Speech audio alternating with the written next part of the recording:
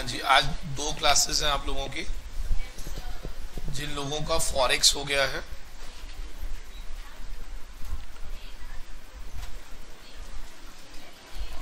कोई बात नहीं, मैंने कहा जिनका हो गया है। इधर देखो जरा,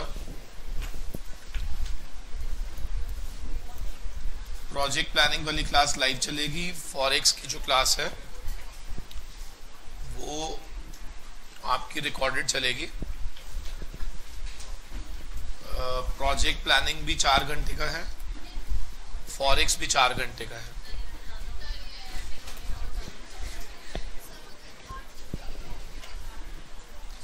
नहीं नहीं, सुनो ना, तो 2 संडे हम पिक करेंगे ना, क्यों घबरा क्यों रहे हो भाई? आज आधा प्रोजेक्ट प्लानिंग, आधा फॉरेक्स रिकॉर्डेड में हो जाएगा। नेक्स्ट संडे आधा प्रोजेक्ट प्लानिंग रिमेनिंग और रिमेनिंग फॉरेक्स खत्म। तो आपके 2 संडेज में 2 बड़े बड़े चैप्टर हो जाएंगे। जिनका फॉरेक्स हो गया है, जिनका नहीं हुआ है, वो खाली लाइव क्लास में ही आएंगे बस, ठीक है? प्रोजेक्ट प्लानिंग में। जिनका फॉरेक्स नहीं हुआ वो रिकॉर्डेड में नहीं बैठेंगे। चलिए आइए देखिए जरा,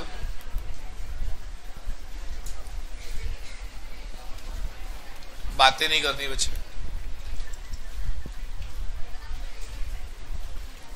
ऊपर हेडिंग डालेंगे जरा, देखो बातें करने से तो कुछ नहीं होगा ना बेटा। लिखो प्रोजेक्ट प्लानिंग। क्या हो गया आज? चुप ही नहीं हो रहे तुम। संडे है।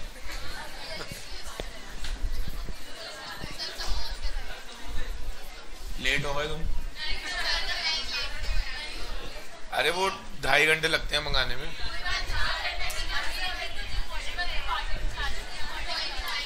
जो लोग रिकॉर्डेड में बैठेंगे उनके लिए आ जाए।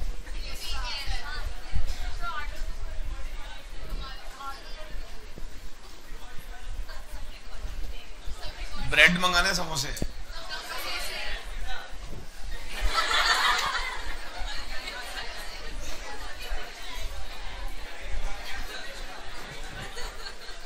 आज सारे मस्ती में आ जाए। इधर देखो जरा, देखिए सबसे पहले ये जो चैप्टर है हमारा प्रोजेक्ट प्लानिंग, बातें नहीं बच्चे। सबसे पहले तो हमें ये समझना है, अच्छा ये आना ही आना है 5 नंबर का, ठीक है ना? ये लीक हो गया पेपर लीक 5 मार्क्स का, ये आपके पेपर में आना ही आना है। आईसीएसआई के पास चॉइस नहीं है इसको ना देने की।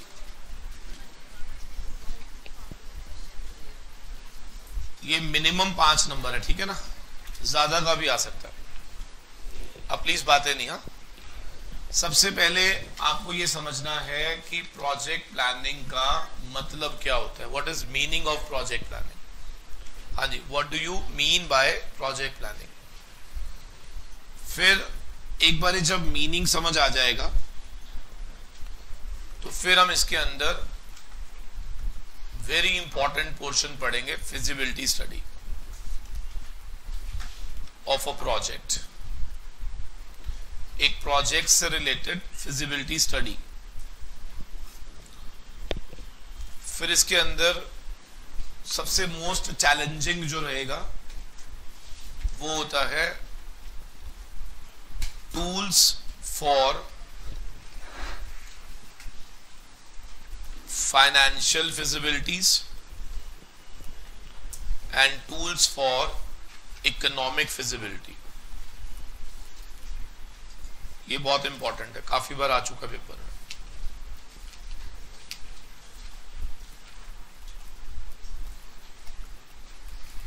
ठीक है जी, tools for economic and financial feasibility. और अंत में आप लोगों को पढ़ाया जाएगा मॉनिटरिंग कैसे की जाती है, मॉनिटरिंग, प्रोजेक्ट रिव्यूज, ये सब पढ़ेंगे हम। और एक हमने पढ़ना है प्रोजेक्ट अप्रेजल। प्रोजेक्ट अप्रेजल ठीक है जी, क्वेश्चंस बहुत ज़्यादा नहीं है इस चैप्टर में, बट अगेन थ्योरी एफएम की थोड़ी सी टेक्निकल ही होती है। ठीक है जी, सीधी थ्योरी तो है ही नहीं है। चलो एक काम करते हैं, उससे पढ़ना नहीं है आपने, ठीक है, मैं कुछ सवाल पूछूंगा, आपने उसके जवाब देने हैं बस। कौन मुझे बताएगा जब हम, क्योंकि ये शब्द ना हम बहुत बार यूज कर चुके हैं और करेंगे फ्यूचर में, that is the word is planning. Planning, देखिए हमेशा एक बात याद रखिएगा, प्लानिंग क्या है? 3 चीजों को जोड़कर प्लानिंग बनती है। बातें नहीं बच्चे प्लीज। 3 चीजों को ध्यान में रखते हुए हम प्लानिंग करते हैं। कहते हैं प्लानिंग स्टार्ट कहां से होती है? तो प्लानिंग का जो सबसे इंपॉर्टेंट चीज होता है वो होता है गोल। भाई क्या प्लान करोगे, क्यों करोगे? जब तक आपके पास क्या नहीं है आप प्लानिंग कुछ नहीं कर सकते। तो कहते हैं प्लानिंग स्टार्ट ही कहां से होती है? गोल से। तो सबसे पहले प्लानिंग करने के लिए आपको अपने सामने क्या रखना होगा? एक गोल रखना होगा। अगर गोल नहीं है देयर इज नो प्लानिंग। कहते हैं जैसे ही गोल सामने आएगा तो उस गोल को अचीव करने के लिए हमें एक्टिविटीज क्या क्या होनी चाहिए वो हमें टेस्ट करनी है। उन एक्टिविटीज में किस तरह की रिसोर्सेस की जरूरत है वो हमें देखना है।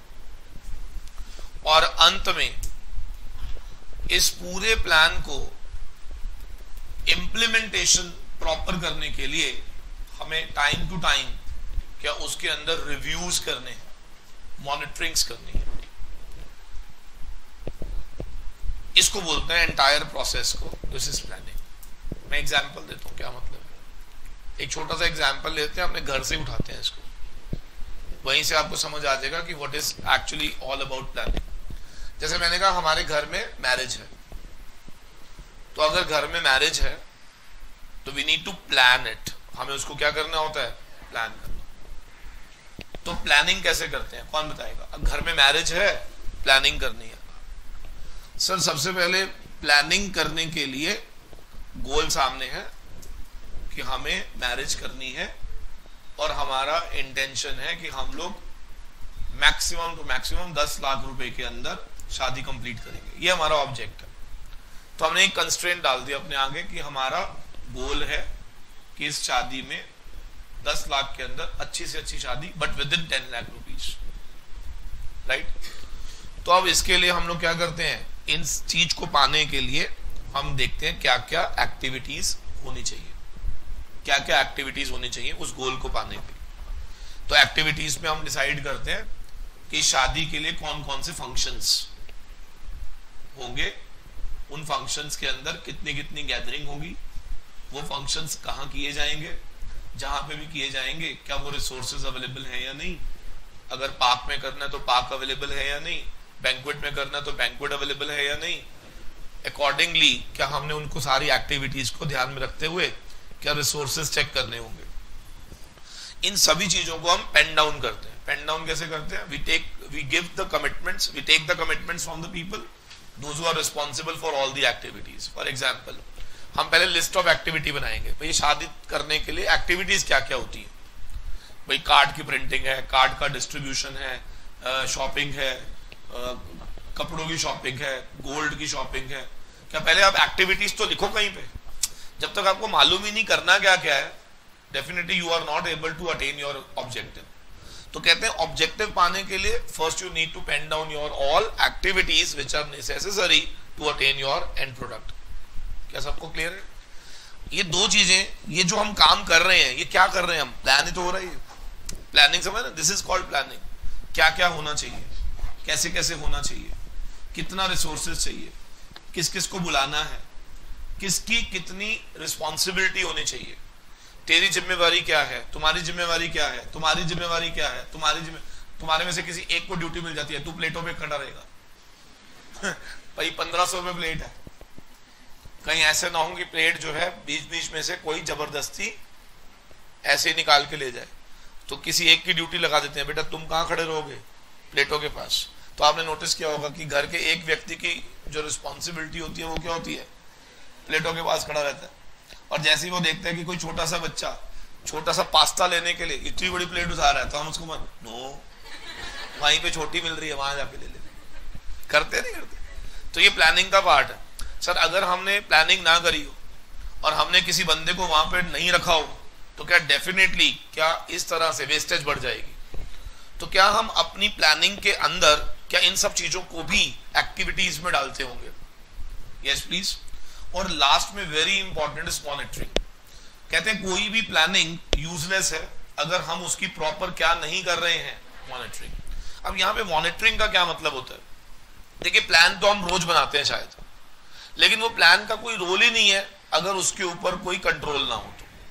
कहते हैं any plan without control is useless. बताओ रोज प्लान बनाते हो या नहीं? एंड प्रोडक्ट सबका तुम्हारा एक ही है, 90+। हाँ जी, एंड गोल सबका एक ही है, 90+ एट एनी कॉस्ट। गोल तो बना दिया, बस उसको पाने के लिए एक्टिविटी कभी पेन डाउन नहीं करी। क्या चाहते हो? 90+। लेकिन क्या 90+ सोचने से आ जाएगा, या पहले उसको प्लान करना पड़ेगा? प्लान करना पड़ेगा। उस प्लानिंग में क्या करोगे बताओ? प्लानिंग करो, 90+ कैसे आ सकता है, प्लान करो। तो क्या डेफिनेटली उसको पाने के लिए क्या आप पहले चेक करोगे कि कितना मैक्सिमम, यानी कि कितनी पढ़ाई जरूरी है? जितनी पढ़ाई जरूरी है क्या उसको पहले आपको समझना होगा, और उसे कैसे पढ़ना है अंडर द गिवन सर्कमस्टांसेस, क्या ये भी देखना होगा। जैसे फॉर एग्जांपल मैंने कहा 90+ चाहता हूं मैं, लेकिन 90+ को पाने के लिए मुझे डेफिनेटली 8 घंटे पढ़ना है।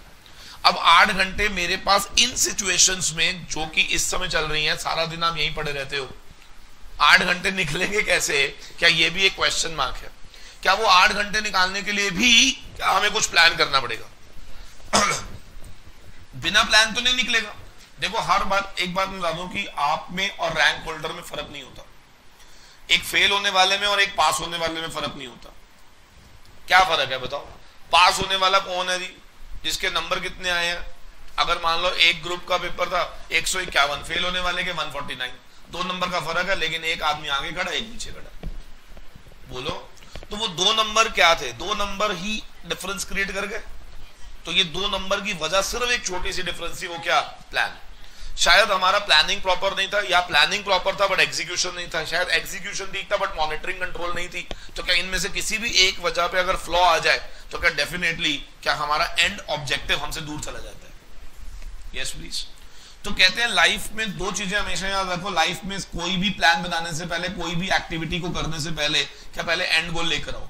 शायद हमारे में से बहुत सारे गोल ऐसे भी लेके बैठे होंगे, पास करा दो भगवान करे, बस 90 तो हमने सोचे नहीं, बचपन से लेके आज तक नहीं सोचे, तो अब कैसे सोच सकते हैं?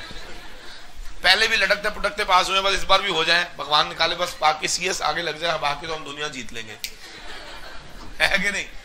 कह रहे 90 वाले तो पागल होते हैं, 90+ लेके क्या उन्होंने झंडे गाड़ लेने हैं। हमारे को खाली CS की डिग्री, तो हम तब भी झंडे गाड़ के दिखा देंगे। तो कई लोगों का गोल ही खाली क्या है, पास करा दो, कहानी खत्म, ज्यादा टेंशन नहीं पालनी। उनकी प्लानिंग उसके हिसाब से है। हाँ जी, तो क्या उनकी प्लानिंग उसके हिसाब से है? वो जुगाड़ू लोग हैं, तो उनकी प्लानिंग ही कहां पे है? जुगाड़। कह रहे भाई साहब कुछ ऐसा कर दो, एक तो ना AC बड़ा छेड़ते हो तुम, बता रहा हूं। पता नहीं कौन कौन से बटन दबा दिए, लाल पीले हरे नीले, ये देखो पता नहीं क्या चला दिया यहाँ पे। बेटा ये 28,000 पे ले लूंगा मैं, एक बटन खराब हो गया तो डेप्रिशिएटेड वैल्यू ले लूंगा मैं। है बेटे? हाँ बेटे, मैं तुम्हारे को पहले ही बोला तुम्हें ठंड लगती है रजाई ले लो, लेकिन जिनको गर्मी लगती है उनको कहां से पंखा दूं? जिन्हें ठंड लग रही है चद्दर वद्दर ले आओ, मैंने मना किया है क्या? एक चद्दर ऐसे एक लाइन बना देता हूं, लिख देता हूं, फॉर दोज पीपल दो फील कि भैया हमें ठंड लगती, उनके लिए पूरी एक लाइन रिजर्व कर देते हैं और एक चद्दर बिछा देते हैं, अपने आप बैठते जाओ, चद्दर ऊपर लेते जाओ। ये जिनको गर्मी लगती है उनको क्यों पेल रहे हो तुम? बता, तुम्हें ठंड लग रही है बेटा? पता है सांसें से सांसें टकरा रही हैं, है? एसी का काम ठंड नहीं होता बेटा, तुमने किसी ने गलत पढ़ा दिया तुम्हारे को, साइंस तुमने ढंग से पढ़ी नहीं। ये जो होती है ना, ये चीज, ये जाली, ये CO2 खींच रही है, ये O2 दे रही है। O2 ठंडी होती है इसलिए बाहर आ रही है।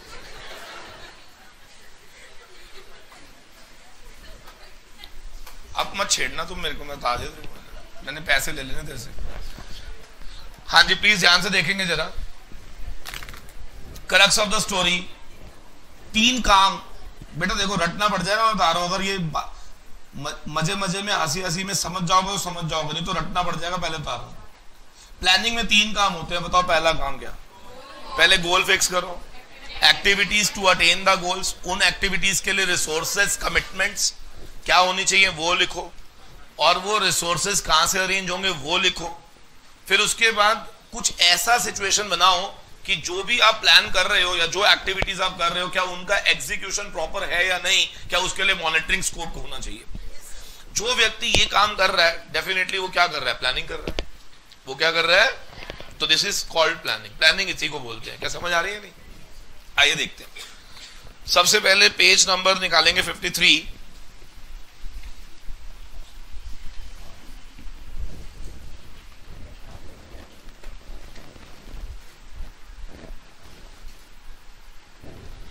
Question number 1, what is project planning? कहते हैं प्रोजेक्ट प्लानिंग डिफाइन करता है प्रोजेक्ट से रिलेटेड एक्टिविटीज को। भाई प्लानिंग हमें डिफाइन करेगा क्या? प्रोजेक्ट से related and and products, and and products. यानी कि प्लानिंग में 2 चीजें डिफाइन की जाती हैं। पहला एक्टिविटीज, और साथ में डिफाइन करना पड़ता है उसका and product. That will be performed and describes how the activities will be accomplished. यानी कि कौन सा एंड प्रोडक्ट और कौन सी एक्टिविटीज उस एंड प्रोडक्ट को पाने के लिए परफॉर्म करनी है। और लास्ट में यह भी लिखना होता है कि ये भी डिस्क्राइब करेगा कि इन एक्टिविटीज को किस प्रकार से अकम्प्लिश किया जाता है। तो मेरा क्वेश्चन, क्या खाली एक्टिविटीज लिख देने से काफी हो जाएगा, या उन्हें कैसे अकम्प्लिश किया जाएगा यह भी लिखना होगा। Next, the purpose of planning is to define each major task. हाँ जी, एक्टिविटी का मतलब टास्क। क्या हर बड़ा बड़ा टास्क, यानी कि उस चीज को पाने के लिए क्या पहले आपको देखना होगा, comma estimate the time and resources required. उस टास्क को करने के लिए कितना समय और कितने रिसोर्सेज की जरूरत है, क्या यह भी आपकी प्लानिंग के अंदर आना चाहिए। And provide a framework for management reviews and control. नहीं समझ आया? हम एक ऐसा फ्रेमवर्क तैयार करेंगे जिसमें हम टाइम टू टाइम उसके ऊपर रिव्यू एंड कंट्रोल लगा सकें। क्या मेरा पॉइंट ले रहे हैं? फिर से देखते हैं। मैंने कहा प्लानिंग कर रहे हो, सबसे पहले you have to define your end goals. In planning process we need to define our, to attain that goal we need to define the task या activities to be performed, along with determine how to perform those activities। यहां तक clear है? While defining major task, आपको यह भी define करना होगा कि उन टास्क को करने के लिए समय और रिसोर्सेज की जरूरत पड़ेगी और कितनी पड़ेगी। और लास्टली वेरी इंपॉर्टेंट, क्या हमें कुछ ऐसा फ्रेमवर्क बनाना पड़ेगा कि हम टाइम टू टाइम उसे रिव्यू और कंट्रोल कर सके। अगर आप इस तरह की कोई चीज कर रहे हो तो इसी को बोलते हैं कि हम क्या कर रहे हैं? प्लानिंग्स। क्या कर रहे हैं? मैं बार बार रिपीट कर रहा हूं, प्लानिंग कोई तुम्हारे लिए नया शब्द नहीं है। बचपन से लेकर आज तक तुम प्लानिंग ही करते आ रहे हो, बट वो पूरी क्यों नहीं हो पाती है? जस्ट बिकॉज ऑफ कि उसके अंदर रिव्यू एंड कंट्रोल मिसिंग होता है। प्लानिंग तो हम करते हैं यार, बचपन से कर रहे हैं, लेकिन क्योंकि उसके अंदर एक बड़ा इंपॉर्टेंट चीज मिस कर रहे हैं हम लोग, क्या? रिव्यू एंड कंट्रोल, जिसकी वजह से शायद उस प्लान के रिजल्ट्स जो आते हैं वो नहीं होते जो हम चाहते थे। बोलो, मैंने बार बार कहा कि हम लोग चाहते थे वैसा रिजल्ट क्यों नहीं आता हमारे प्लान से। आई एम वेरी श्योर हम सभी लोग प्लान करते हैं, यस और नो? कहां चूक जाते हैं हम लोग? हम चूक जाते हैं इस चीज के अंदर कि हम लोग ये नहीं चेक करते कि जो हमारे प्लान्स बनाए थे हमने, क्या वो वाकई में फुल प्रूफ प्लान थे या उसमें भी एरर्स हो सकती है। प्लानिंग है तो फ्यूचरिस्टिक अप्रोच ना। अगर फ्यूचरिस्टिक अप्रोच है तो क्या every time you need to review it?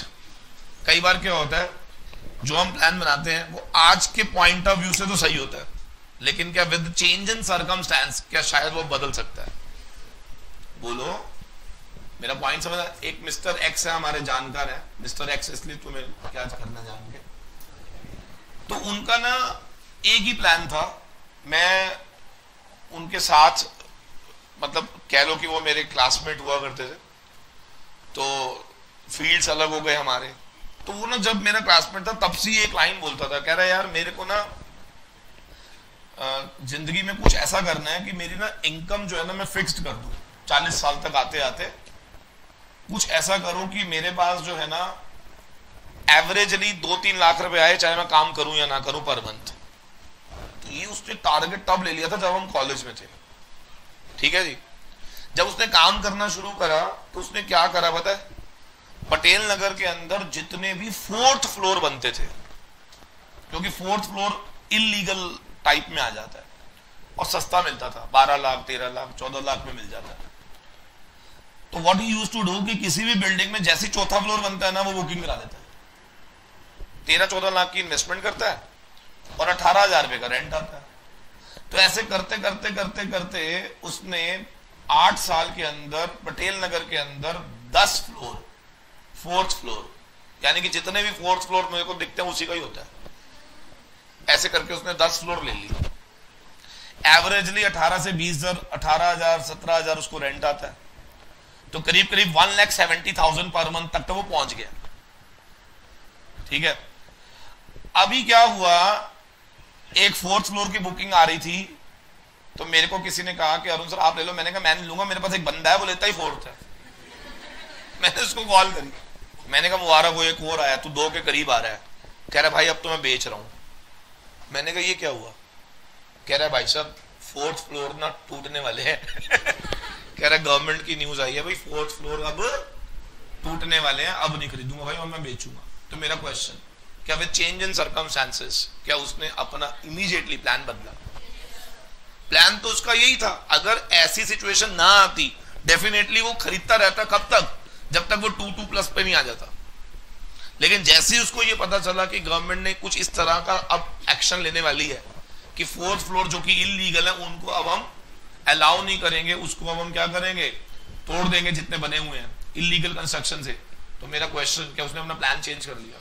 अभी उसका प्लान क्या हो गया इमीडिएटली कि उसको सेल करके वो कह रहा है कि भैया मैं वो प्रॉपर्टी लूंगा जो सेफ होगी। I hope you getting the point, the intention of क्या इमीडिएटली प्लान चेंजेस कब? When there is change in circumstances. Similarly आप एक्टिविटीज बनाते हो, एक्टिविटीज के अंदर कई बार जरूरी नहीं होता कि जो प्लान्स आप बना रहे हो वो फुल प्रूफ प्लान है, वो आपके एंड रिजल्ट को पा ही लेगा।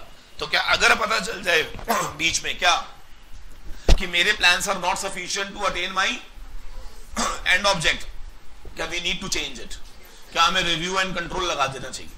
This is what they are trying. और इसके बिना कोई भी प्लानिंग अधूरी है। अगर आप प्लान बनाते रहो, एग्जीक्यूशन कर लो, लेकिन उसका एंड रिजल्ट पे आप रिव्यूज ना करो तो डेफिनेटली फिर आप भूल जाओ कि तुम्हें वो मिलेगा जो तुम चाह रहे थे। क्या मेरा पॉइंट क्लियर है या नहीं? चलिए, अब वो कहते हैं the project planning activity and goals includes defining number 1 the specific work to be perform and the goals that define and bind the project. इसके अंदर स्टेप्स आ जाते हैं। पहला स्टेप क्या है? The specific work to be perform, क्या क्या काम हमें करने हैं, कौन सा हमारा गोल है जो हमारे प्रोजेक्ट को बाइंड करके रखेगा हमेशा। मैंने पहले ही बोला जब तक गोल नहीं है, जो आदमी गोल लेस है, इस चैप्टर में मैं बड़े सारे लोगों को मैसेज भी दे देता हूं, जो आदमी गोल लेस है, जिसकी जिंदगी में गोल नहीं है, उसकी जिंदगी में प्लानिंग भी नहीं है। हम घर जाते हैं, जाके सो जाते हैं, हमें पता ही नहीं, सुबह हो जाती है, वही वाली कॉपी लेकर वापस आ जाते हैं। मैं बता रहा हूं आप में से नाना करते भी 70% बच्चे ऐसे होंगे जो लोग शायद घर जाके इतना भी उनके अंदर नहीं है कि रजिस्टर भी खोल के देखे, वही वाला बैग उठा के, कौन सा वाला बैग है? TTS वाला, चल आज कौन सा बैग है? MWF वाला। 2 बैग रखे हुए हैं, काला और पीला, जब डे ऊपर लिख दिए हैं, खोल के भी देखना कि घर जाके वो किताब भी चेंज करके देखे भाई साहब अंदर भी कुछ था या नहीं। TTS MWF TTS MWF, कभी गलती से ऐसा भी होता होगा MWF में TTS वाला आ गया, उस दिन 7 वाले की बुक दिखाई है भाई। बहुत सारे ऐसे बच्चे तुम्हारे में से 70% होंगे नाना करते भी,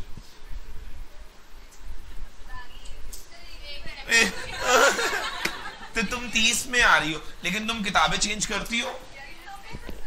अच्छा, बट एनीवेज, बट मैंने तभी 70 बोला ना बेटा, तुम 30 में आ जाओगी ना, घबराओ मत।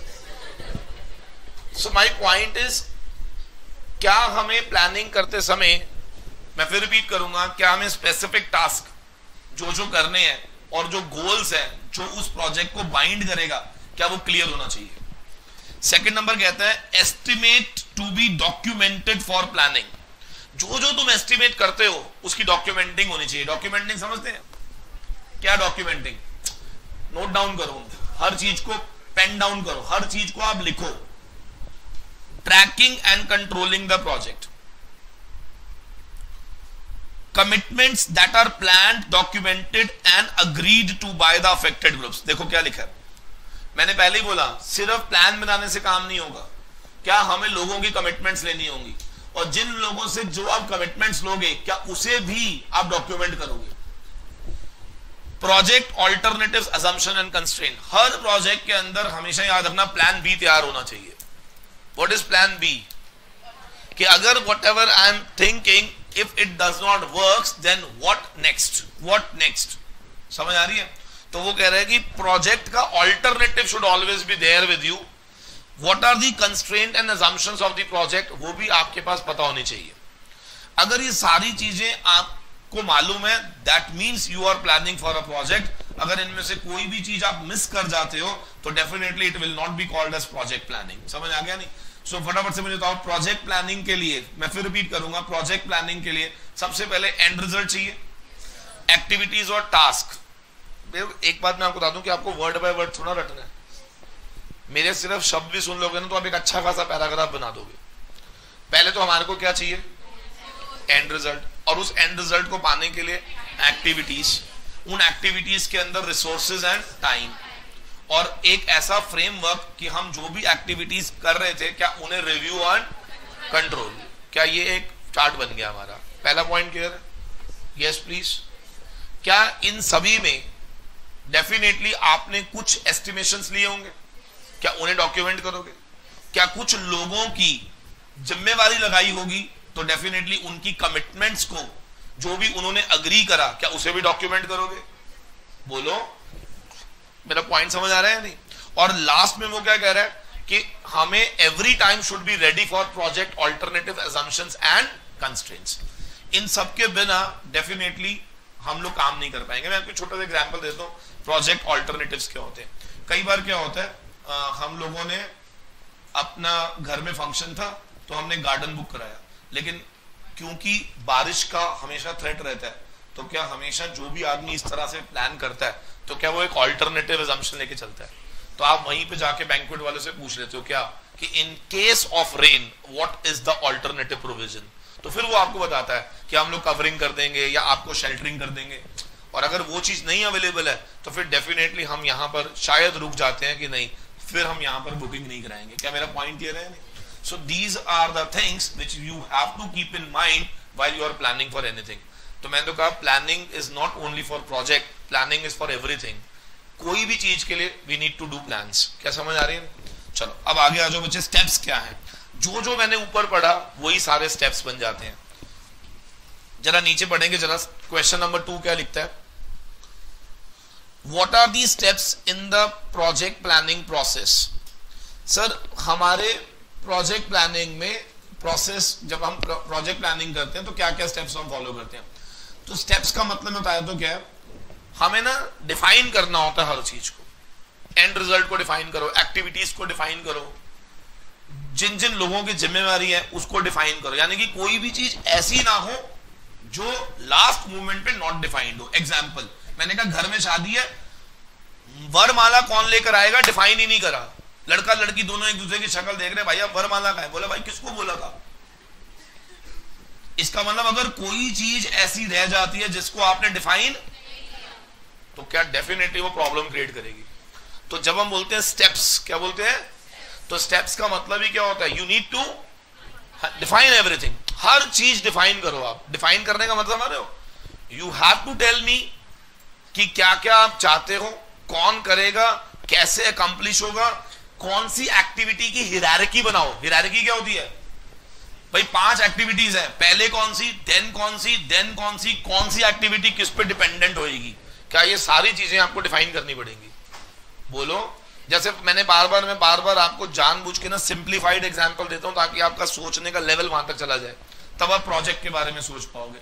मैंने क्या कहा, क्या पहले फंक्शन कर दोगे या पहले कार्ड छपाओगे? कार्ड छपाएंगे। तो कार्ड छपवाना है तो क्या ये पहली एक्टिविटी है, एंड देयर आफ्टर डिस्ट्रीब्यूशन आएगा। तो इन 2 एक्टिविटीज में पहले एक्टिविटी कौन सी आएगी? Printing, and then distribution. तो जब तक आप हायरार्की नहीं बनाओगे तो डेफिनेटली कौन सा काम कब करना है आपको पता ही नहीं है। तो इन सब चीजों को आपको डिफाइन करना होगा। That will be forming the steps of project planning. तो आइए पढ़ते हैं क्या लिखा हुआ है। सबसे पहले तो कहते हैं डिफाइन करो technical approach used to solve the problem. Now what is technical approach used to solve the problem? ये ऐसा क्यों लिखते हैं मैं आपको बता देता हूं, हालांकि हमारे सिलेबस में नहीं है।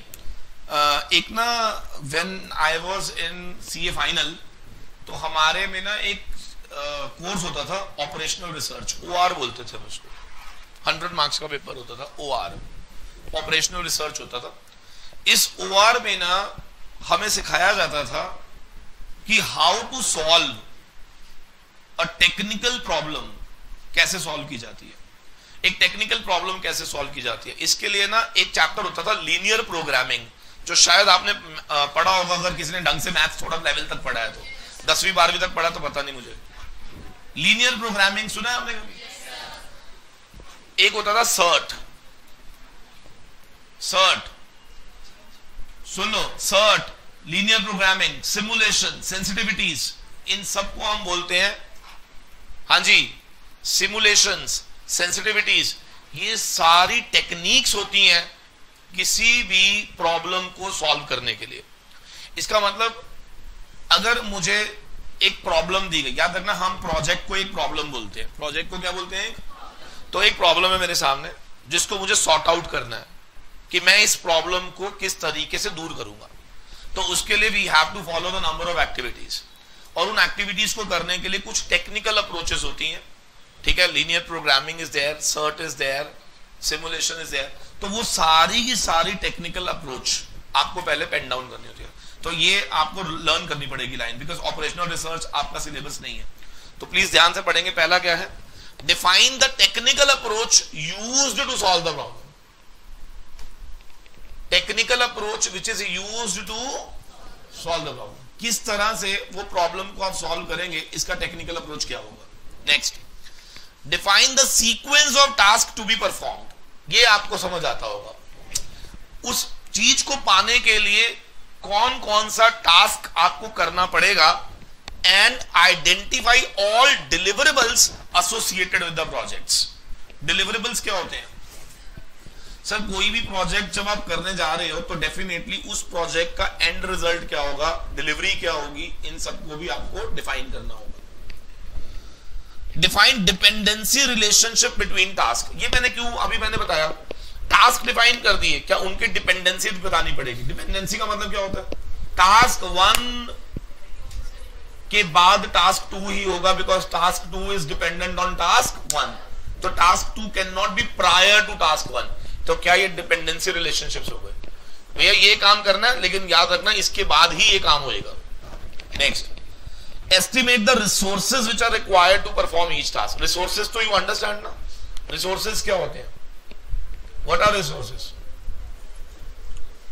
Resources land. अगर कोई प्रोजेक्ट करना है तो उसके लिए लैंड कितनी चाहिए, मशीनें कितनी चाहिए, कौन सी टेक्नोलॉजी चाहिए, these are the resources required उस काम को करने के लिए। नेक्स्ट, शेड्यूल करो all task to be perform. Define the budget for performing the task. Define organisation जो कि यूज की जाएगी for execution of this project. Identify the known risk in the execution. Define the process जो ensure करेगी quality को। Define the process जो use for specifying and controlling requirement. नहीं समझ आया कि कौन सी तरीके से आप कंट्रोलिंग डालोगे इस प्रोसेस के ऊपर। कई बार हमने कहा ना, कंट्रोल लगाने के लिए हम क्या करते हैं, तो देखो वहां टेस्ट चल रहा है, वहां टेस्ट चल रहा है, अगर वहां पे कोई होएगा ही नहीं, किसी बंदे को नहीं खड़ा करेंगे, तो क्या वो टेस्ट यूजलेस हो गया? तो वो एक्टिविटी यूजलेस है अनलेस एंड अनटिल उसके ऊपर क्या आपको लगाया हुआ है कोई। तो आपको ये भी बताना पड़ेगा that how you are going to put control जिस पे आपने एक्टिविटीज बनाई है। क्या सबको क्लियर है? नहीं तो एक बार फिर से नीचे नहीं देखना, ऐसे बताना। सबसे पहले तो आप डिफाइन करो क्या technical way to solve the problem. फिर दूसरा सीक्वेंस करो ऑल जितने भी एक्टिविटीज है, जितने भी टास्क है, क्या उनका सीक्वेंस करो। क्या उसके बाद डिपेंडेंसी देखो, क्या उनके रिसोर्सेस चेक करो, क्या उनकी शेड्यूलिंग करो कि टास्किंग की शेड्यूल क्या है, कितना समय किसमें चाहिए। मेरा पॉइंट समझ आ रहा है? बोलो बेटा, नहीं समझ आया? ये सारे जो काम हम लिख रहे हैं, क्या ये प्लानिंग का पार्ट है? जब तक आपको यही नहीं पता कि आपने एक्टिविटीज कौन सी करनी है, उन एक्टिविटीज में रिस्क कितना इन्वॉल्व है, कौन सा ऑर्गेनाइजेशन रिस्पॉन्सिबल है उन काम को करने के लिए, हाँ जी, ऑल्टरनेटिव्स क्या है, कंट्रोलिंग कैसे होगी, तब तक आप प्लानिंग नहीं कर पाएंगे। तो क्या अगर हमें प्रोजेक्ट प्लानिंग करनी है तो क्या इन सब बातों का ध्यान रखना होगा? तो any person doing project planning should definitely look for all these aspects, then only we can say that you are planning a project, otherwise there is no planning for the project. क्या clear है या नहीं? तो किसी भी एक aspect को अगर मैं मिस कर दूंगा ना तो वो प्लानिंग प्रॉपर नहीं होगी। मान लो मैंने रिस्क इग्नोर कर दिया, यूजलेस। मैंने ऑर्गेनाइजेशन जिन जिन लोगों को मेरे को रिस्पॉन्सिबिलिटी देनी थी वो फिक्स नहीं करी, यूजलेस। कंट्रोलिंग कैसे करनी है इसके लिए डिफाइन नहीं करा, यूजलेस। रिसोर्सेस कितने चाहिए, ये रिसोर्सेस कितने चाहिए ये नहीं बताया, अगेन यूजलेस। इसका मतलब everything to attain your end product should be defined properly, then only you can say that we have planned our project, otherwise there is no project planning. क्या मेरा पॉइंट क्लियर है या नहीं? तो I hope so the point is clear to everyone. Project planning क्या होता है and what are the steps. क्या लॉक कर दे इसको? ठीक है सर, ये थोड़ा सा थियोरेटिकल था, इसको ऐसे ही हमें लर्न करना था। अब थोड़ा सा टेक्निकल पोर्शन आएगा जिसके अंदर सिर्फ अंडरस्टैंडिंग पोर्शन होगा। क्लियर है नहीं? तो उसमें रटना नहीं है, सिर्फ आपने मुझे ध्यान से सुनना है, वो बाय डिफॉल्ट लर्न हो जाएगा। ये कुछ चीजें ऐसी होती हैं जिसके अंदर मैं कोशिश कर रहा था कि आपको लर्न करना है इसको। क्लियर है नहीं? What is project planning and what are its steps. Sir याद रखना जरूरी नहीं है, मैं बार बार रिपीट कर रहा हूं, 5 नंबर का मान लो पेपर में क्वेश्चन आ जाता है तो आप दोनों को ज्वाइन करके भी कंटेंट बना सकते हो। आप एक ही क्वेश्चन में क्या लिख सकते हो, प्रोजेक्ट प्लानिंग का पहले मीनिंग लिखो एक पैराग्राफ में, and then what are the steps required for project planning. क्या इसको मर्ज कर सकते हो? थ्योरी के अंदर एक प्लस पॉइंट क्या होता है, जैसे जैसे हम चैप्टर आगे बढ़ाते जाएंगे आपका जो कंटेंट है वो बाय डिफॉल्ट बढ़ता जाएगा। तो जब कंटेंट बढ़ता जाएगा तो जब आपको पेपर में क्वेश्चन आएगा, क्या हम कंटेंट को धीरे धीरे थोड़ा सा इलैबोरेट कर सकते हैं by taking the other examples also या अदर पोर्शन आल्सो। क्या समझ आ रही है? So that is the plus point. तो हम जैसे जैसे आगे बढ़ेंगे यू विल सी कंटेंट आपका धीरे धीरे राइज करेगा। चलो सर अब आ जाओ जरा, थर्ड क्वेश्चन अभी नहीं पढ़ना हमें, फोर्थ भी नहीं पढ़ना, आपको पढ़ना है सीधा क्वेश्चन नंबर 6। क्वेश्चन नंबर 6 निकालेंगे जरा।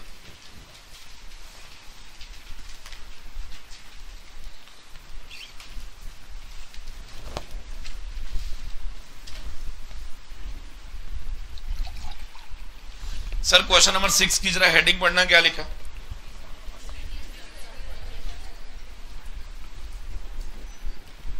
Right a short note on feasibility study of a project. देखो मैंने पहले ही बोला कि कोई भी प्रोजेक्ट स्टार्ट ही कब करते हैं, जब वो फिजिबल होता है।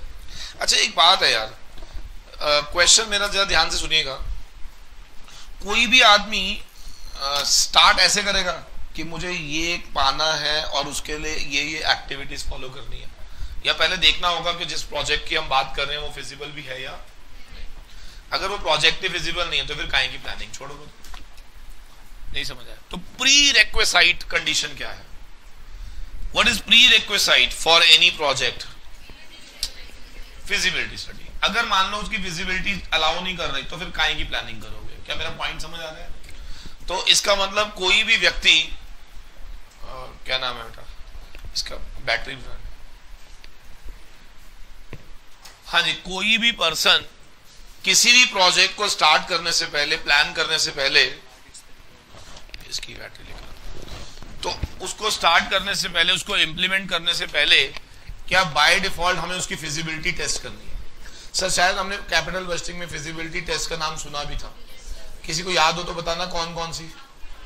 एक तो मार्केट फिजिबिलिटी, फिर फाइनेंशियल फिजिबिलिटी, इकोनॉमिक, इकोलॉजी और टेक्निकल। चलो मैं आपको एक एग्जांपल दूंगा, आपने बताना ये कौन सा फिजिबिलिटी टेस्ट है। सर अरुण सेतिया क्लासेस मुझे स्टार्ट करना था, तो क्या सबसे पहले क्या मैंने लोकेशन देखी होगी? भाई लोकेशन के बिना काम कैसे कर लोगे आप? मेरा पॉइंट समझ रहे आप? अगर मैं कहूं कि मैंने लोकेशन ले ली एक ऐसी जगह जहां पर स्टूडेंट्स ही नहीं है, तो क्या ये प्रोजेक्ट खुलने से पहले ही फ्लॉप हो जाएगा? बिल्कुल। आज अगर हम बात करते हैं मार्केट फिजिबिलिटी की, ठीक है, तो कौन मुझे बताएगा कि अगर किसी को सीए कोचिंग में जाना है तो डेफिनेटली वो मार्केट फिजिबिलिटी टेस्ट में कहां जाएगा? वो कहेगा भैया मेरे को लक्ष्मी नगर ही जाना है। अच्छा, मार्केट फिजिबिलिटी से एक बड़ा इंटरेस्टिंग सी बात याद आई कि मैं आपको बता दूं कि मैं सीएस पढ़ाने कभी भी नहीं आया था, ठीक है, मैं आया सीए पढ़ाने ही था। एंड माय फर्स्ट बैच जो था वो आईपीसीसी का ही था, सीएस का नहीं था। लेकिन गलती कहां पे हुई थी कि मैंने इंस्टीट्यूट पटेल नगर में खोला था। तो अब जब इंस्टीट्यूट पटेल नगर में खोला था तो उसमें हुआ ये कि व्हेन आई स्टार्टेड, तो मेरा जो पहला बैच बनाया गया था, क्या जी है,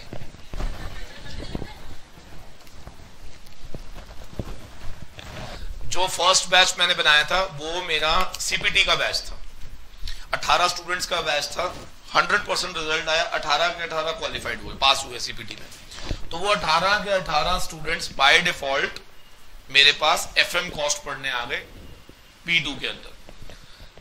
तो I started in east Patel Nagar with CA classes only. अब हुआ ये कि उसके अंदर कॉस्ट एफएम हुआ करता था, तो कॉस्ट चल रहा था, मेरा कॉस्ट चल रहा था, FM was about to start. तो जैसे ही एफएम स्टार्ट होने वाला था, दो बच्चे मेरे पास आते हैं, वो कहते सर हमें ना एफएम पढ़ना है। मैंने कहा क्या? कहते हम सीएस प्रोफेशनल में। तो मैंने कहा मैं तो सीएस पढ़ाता ही नहीं हूँ, I used to take CA classes. कह रहे नहीं सर आप, कोई बात नहीं हम बैठ जाएंगे। तो मेरे को लगा यार सीए वालों का बैच शुरू हो गया है, तो उसमें कॉस्ट खत्म हो गई थी, अब एफएम ही पढ़नी थी। तो मैंने इनको बोला चलो आ जाओ, फिर भाई एफएम पढ़नी, आप आके बैठ जाना। तो वो लोग क्या हुआ, 18 बच्चे बैठे होते थे सीए के, तो 2 स्टूडेंट सीएस प्रोफेशनल के एफएम पढ़ने आए। तो अच्छा, अब ये 18 में समझ रहे हो कॉस्ट खत्म हो चुकी है, आप समझ रहे हो मैं क्या बोल रहा हूँ? अगर कॉस्ट खत्म हो चुकी है तो अभी स्टार्ट हुआ था या उसको हो गए थे 2.5-3 महीने, 2-2.5 महीने हो गए थे सीए का बैच चलते हुए, तो उसमें 18 का ना 19 भी नहीं हो रहे थे, 2.5 महीने हो गए, 18 ही थे, 19वां बच्चा नहीं मैंने देखा कि एक बच्चा भी बढ़ गया उसके अंदर। ये सीएस वाले 2 बच्चे आए, इन्होंने क्लास ली, that was my first class and I just started with time value of money concept. तो उनका रात को मुझे फोन आता है, कह रहा है कि ना सर हमारे ना 4-5 दोस्त और आना चाहते हैं, तो बीच में अकोमोडेट कर लो सर उनको भी। कल मैंने कहा मेरे को क्या दिक्कत है, बैठ गए। तो 6 बच्चे सीएस के हो गए, 18 बच्चे सीए के। फिर रात को मुझे फोन करके कहता है कि ना सर हमारे पास ना 8-10 बच्चे और भी हैं, बैच अलग कर दोगे आप? फिर मेरे मन में आया, मैंने कहा यार काम तो करना ही है, क्या फर्क पड़ता, सीएस हो काम जो करना है। तो मैंने उसको बोला भाई चल ले आना, तुम्हारा बैच सेपरेट कर दूंगा। तो वो 10 बच्चे और ले आया, कितने हो गए? 16, 3 क्लासेस 16, ये 18, 2.5 महीने हो गए भाई साहब पढ़ नहीं रहे, ये 16 हो गए, वो 18, ठीक है। तो जब मैंने इनका 16 वाला को स्टार्ट किया, तो मेरे को हर रोज सीएस वाले बैच में 2 बच्चे बढ़ते जा रहे थे, 20, 22, 25, मतलब विद इन अ मंथ वो 30 तक बैच पहुंच गया था फाइनल वालों का, और सीए वालों का बैच 18। अब मेरे को इनसे नफरत होने लग गई मैंने कहा भाई पढ़ते ही नहीं अब मेरा धीरे धीरे प्यार जो है ना कन्वर्ट हो गया। सिचुएशन ये हो गई कि विद इन 3 मंथ्स मेरे पास 80 स्टूडेंट्स फॉर सीएस प्रोफेशनल के थे, और ये वही 18 थे। और मैंने इनको बोल दिया भाई this is my last batch अब नहीं पढ़ाऊंगा तुम्हारे को। उसके बाद एक बच्चा आया CIPCC, मैंने कहा भाई साहब CS का कोचिंग है ये, तो कन्वर्ट ही कर दिया।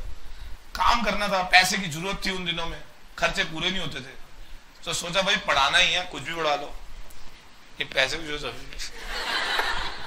बट मैं तो पहले ही बोला we are running NPO, non profit organisation, so whatever we charge from you people is all my expenditures.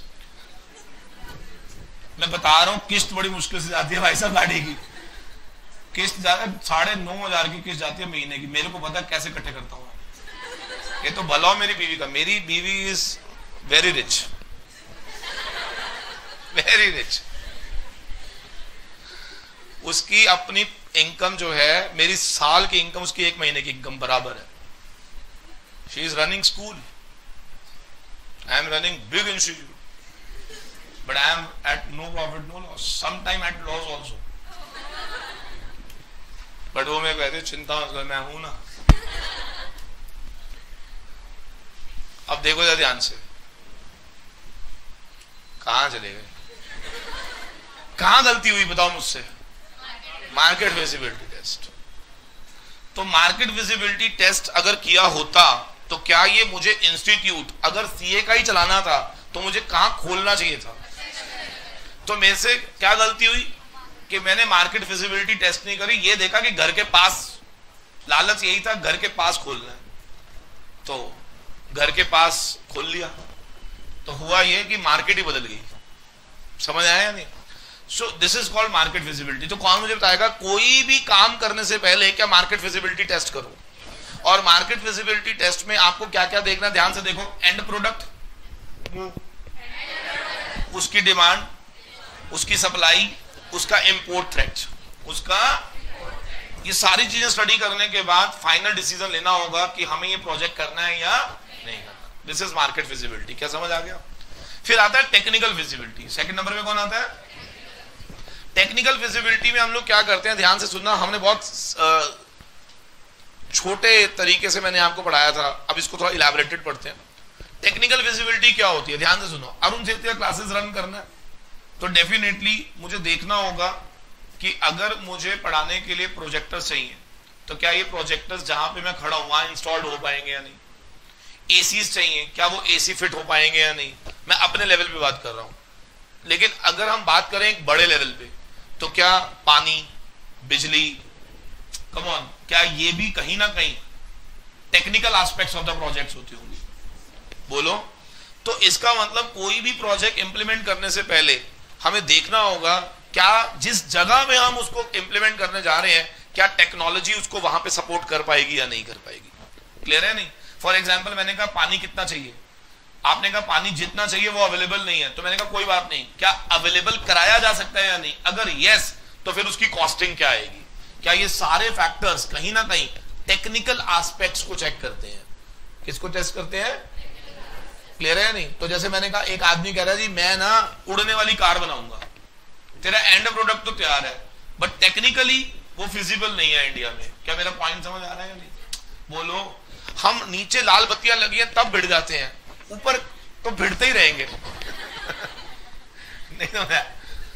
तो टेक्निकली विजिबल नहीं है। हमें मालूम है कि इस काम को करने के लिए जो टेक्नोलॉजी चाहिए होगी वो हमारे पास अभी अवेलेबल, तो फिर ऐसे में इस प्रोजेक्ट के ऊपर समय व्यर्थ करने की जरूरत ही नहीं है। क्या सबको क्लियर है? So this is called technical visibility. क्या बोलते हैं इसको? एक होती है इकोनॉमिक। इकोनॉमिक का मतलब होता है सोशली डिजायरेबल होना चाहिए। बातें नहीं प्लीज। कोई भी प्रोजेक्ट जब तक इकोनॉमिकली लोगों को बेनिफिट नहीं दे रहा, याद रखना उस प्रोजेक्ट की लाइफ हमेशा शॉर्ट रन होती है। आपके प्रोजेक्ट की लाइफ लॉन्ग रन कब होगी? जब आप एक ऐसा प्रोजेक्ट लेकर आए हैं जो इकोनॉमी एज अ होल, हाँ जी, क्या बेनिफिट दिलवा सके।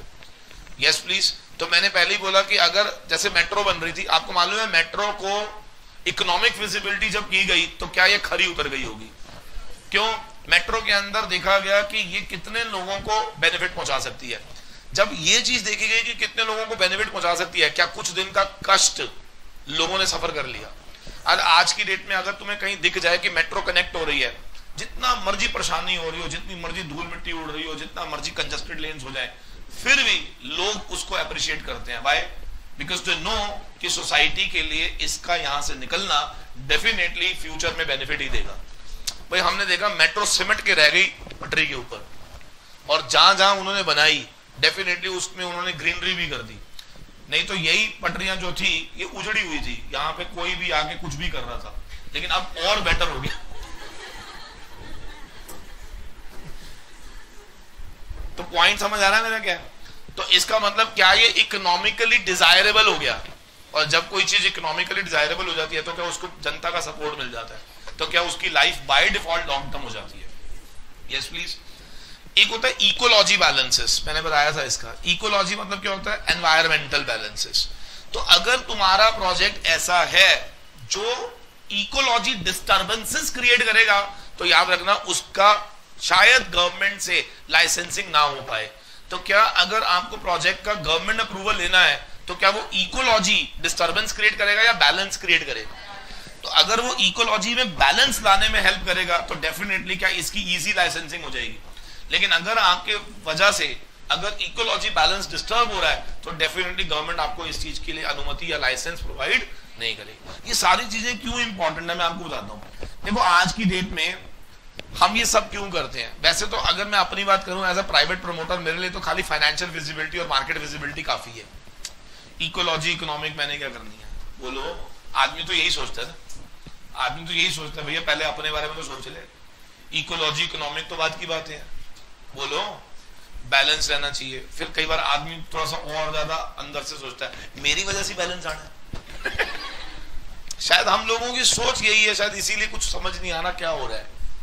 बोलो, तो ये जो इकोलॉजी और इकोनॉमिक बैलेंसेस की बात हो रही है, शायद मेरे को अगर पर्सनल अपने लिए एज अ प्राइवेट प्रमोटर देखना होगा तो I don't think so these are those that very much important for me as a private promoter. लेकिन आप मुझे बताओ आज की डेट में क्या प्रोजेक्ट की फंडिंग चाहिए होती है या नहीं? फंडिंग के लिए क्या ये अप्रेजल में जाता होगा टू द फाइनेंशियल इंस्टीट्यूशंस। तो जब ये कोई प्रोजेक्ट फाइनेंशियल इंस्टीट्यूशंस के पास अप्रेजल में जाता होगा, क्या वो इकोलॉजी और इकोनॉमिक दोनों देखते होंगे? एग्जाम्पल, सर आप लोन ले रहे हो 20 लाख का या 20 करोड़ का फॉर 20 ईयर्स, फॉर बैंक कह रहा है भाई पहले तेरे बिजनेस को देख लो कि 20 साल सर्वाइव भी करेगा।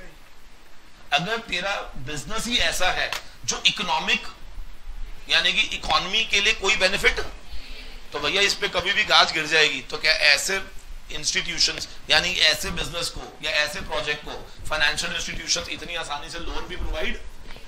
इकोलॉजी डिस्टर्बेंसेस आ रही हैं तो उसको मालूम है भाई इसको लाइसेंस नहीं मिलना, इसको छोड़ो, पर इसको मत दो। क्रक्स ऑफ द स्टोरी, क्या इकोनॉमिक और इकोलॉजी कहीं ना कहीं फाइनेंसिंग में मदद करते हैं, लाइसेंसिंग में मदद करते हैं। और आपकी फिजिबिलिटी जो स्टडीज होती है वो कौन सी है? मार्केट, टेक्निकल और फाइनेंशियल। तो दोबारा बताओ, मार्केट, टेक्निकल, फाइनेंशियल, ये हमारी हो गई जो मैंडेटरी है। इकोलॉजी और इकोनॉमिक गवर्नमेंट और फाइनेंशियल इंस्टीट्यूशंस के लिए की जाती है। क्या समझ आ रहा है? नहीं तो कुल मिलाकर कितने टेस्ट हो गए? जल्दी तो, पहला मार्केट, दूसरा टेक्निकल, तीसरा फाइनेंशियल, फिर ecology, then economic. 5 feasibility test करने हैं हमें। समझ आ रही है? नहीं, जिसमें से 3 फिजिबिलिटी टेस्ट तो डेफिनेटली आप अपने लिए करोगे, बाकी के 2 फॉर गवर्नमेंट या फिर फाइनेंशियल इंस्टीट्यूशंस के लिए। क्या क्लियर है? नहीं। अच्छा, कौन मुझे बताएगा जितने भी पब्लिक सेक्टर प्रोजेक्ट्स होते होंगे, गवर्नमेंट प्रोजेक्ट्स होते होंगे, मुझे बताओ उनमें कौन सा टेस्ट सबसे इंपॉर्टेंट होता होगा? इकोलॉजी और इकोनॉमिक। क्या इनके लिए ये 2 प्रायोरिटी पे होते होंगे? फाइनेंशियल प्रोजेक्ट्स, उनको फाइनेंशियल फिजिबिलिटी से इतना ज्यादा इंटरेस्ट नहीं है। क्या मेरा पॉइंट क्लियर है? Yes please. अब गवर्नमेंट डीटीसी बसेस रन कर रही है, क्या डीटीसी बसेस इसलिए रन कर रही है कि गवर्नमेंट प्रॉफिट कमाना चाह रही है? नहीं। गवर्नमेंट को अगर लोगों को हर तरह का मोड प्रोवाइड करना, क्या ये रिस्पॉन्सिबिलिटी है गवर्नमेंट? आप फोर्स नहीं कर सकते कि भैया मेट्रो में ही जाओगे। कैसे चले जाएंगे मेट्रो में? मेट्रो वाला कह रहा है जी मैं 20 रुपए लूंगा, मेरे को अगले स्टेशन तक जाना है, तो मेरे को आप 5 रुपए वाला भी तो मोड दोगे। बोलो, तो क्या ये मोड देना क्या सरकार की जिम्मेवारी है? चाहे फिर गवर्नमेंट को उसमें गेन हो या लॉस, हार्डली मैटर्स। क्या पॉइंट क्लियर है? नहीं। Yes please.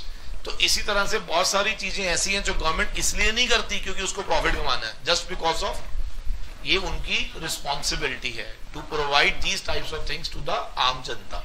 Getting the point? तो क्या उनके प्रोजेक्ट्स में SCBA कॉन्सेप्ट होता है? क्या होता है? Social cost benefit analysis. क्या बोलते हैं?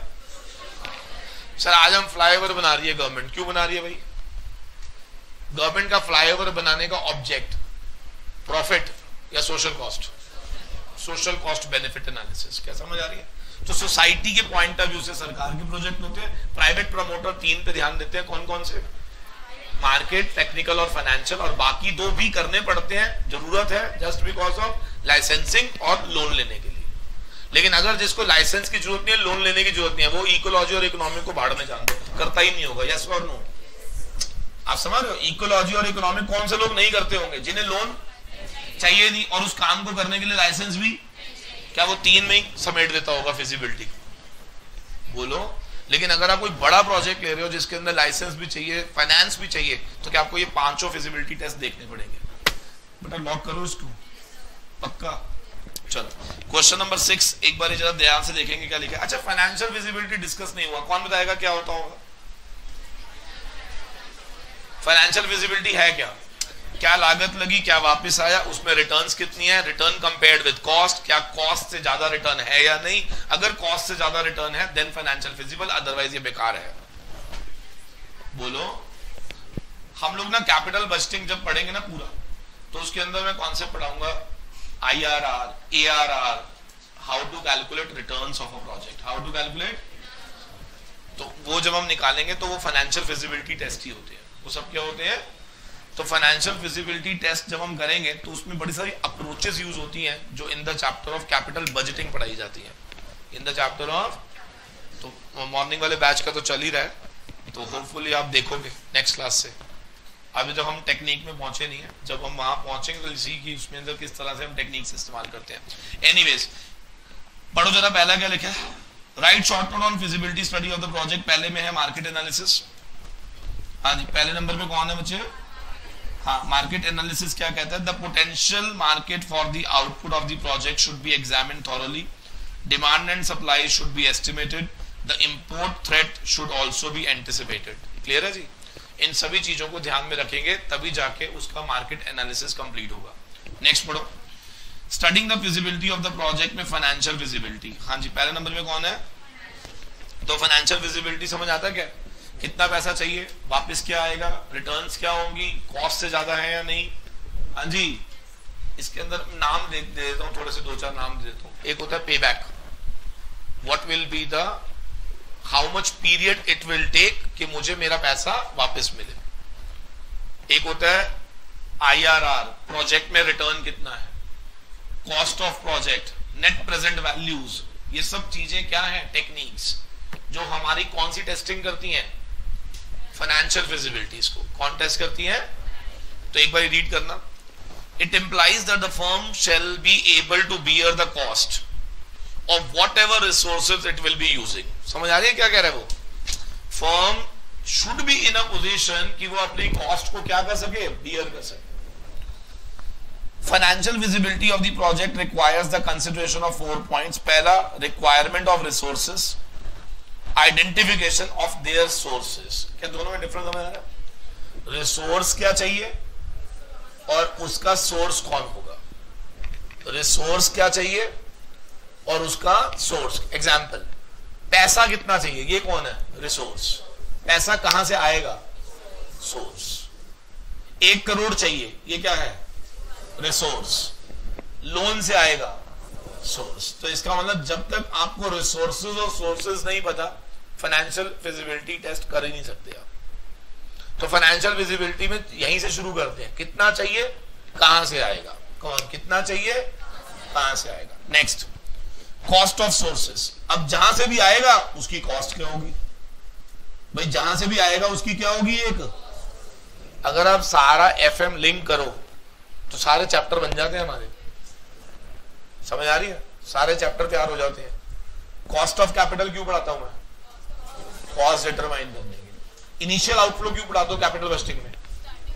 रिसोर्स चेक करने के लिए। समझ आ गया नहीं? नेक्स्ट पढ़ो, demand, market and life cycles of the output of the project. Sir हम सब्सिक्वेंट इन्फ्लोस निकालते हैं कैपिटल बजटिंग में, क्या सब्सिक्वेंट इन्फ्लोस निकालते हैं? नहीं। सब्सिक्वेंट इन्फ्लोस निकाल ही कब सकते हो मालूम है आपको? जब आपको लाइफ पता हो, estimated life, demand of product पता हो, कम ऑन, उसका आउटपुट कितना होगा ये पता हो, तो क्या तभी हम रेवेन्यू, एक्सपेंसेस, पीपीडीटी, डेप्रिसिएशन करते हैं नहीं करते? तो ये आप नहीं कर पाओगे अगर आप ये सब चीजों को एस्टिमेट नहीं करोगे। Next, internal and foreign competition should also be considered as well as taxation. Taxation matters. बताओ टैक्सेशन इंपॉर्टेंट है या नहीं? डेप्रिसिएशन पे हमें क्या मिलती है? Tax savings. तो अगर हमें टैक्सेशन मैटर की वजह से भी क्या influence on the project check करना पड़ता है। नेक्स्ट आ रहा है technical feasibility. It is concerned with material, plant technology, plant size, plant location. Technical feasibility is made to ensure that implementation of plan लिखो यार, plant नहीं, implementation of plan is feasible. Hurdles coming in the way of implementation on account of technical factors will be overcome and it will be possible to obtain the output at such cost that their sale will provide margin requiring for servicing of investment। नहीं समझ आया? सब दो चीजें होती हैं, एक तो है टेक्नोलॉजी अवेलेबल ही नहीं है तो बात ही खत्म हो गई, एक है टेक्नोलॉजी तो अवेलेबल है बट वो इतनी महंगी है कि फिर आपका रेवेन्यू उसको ओवरकम नहीं कर पा रहा तो भी यूजलेस है। नहीं समझा? तो दो बातें हैं। जब आप टेक्निकल फिजिबिलिटी करते हो पहले तो आपने देखना है कि टेक्नोलॉजी चाहिए क्या, नंबर 1 अवेलेबल है या नहीं, और अगर अवेलेबल है तो उसकी कॉस्ट क्या है। ऐसा ना हो कि टेक्नोलॉजी इतनी महंगी हो कि हम रेवेन्यू सारा लगा दें और उसके बाद भी हम उसको कॉस्ट को कवर ना कर पाए। तो इसका मतलब क्या, टेक्नोलॉजी रीजनेबल होनी चाहिए, उस कॉस्ट पे आनी चाहिए कि हमारा रेवेन्यू उसको कवर भी कर सके और उसके बाद भी हम अपने इन्वेस्टर्स को सर्विसिंग कर सके। वो क्या होता है सर्विसिंग? उन्हें टाइमली इंटरेस्ट, डिविडेंड्स दे सके। नहीं समझ आया ना? ये पॉइंट समझ आया बेटा? आगे बढ़ो।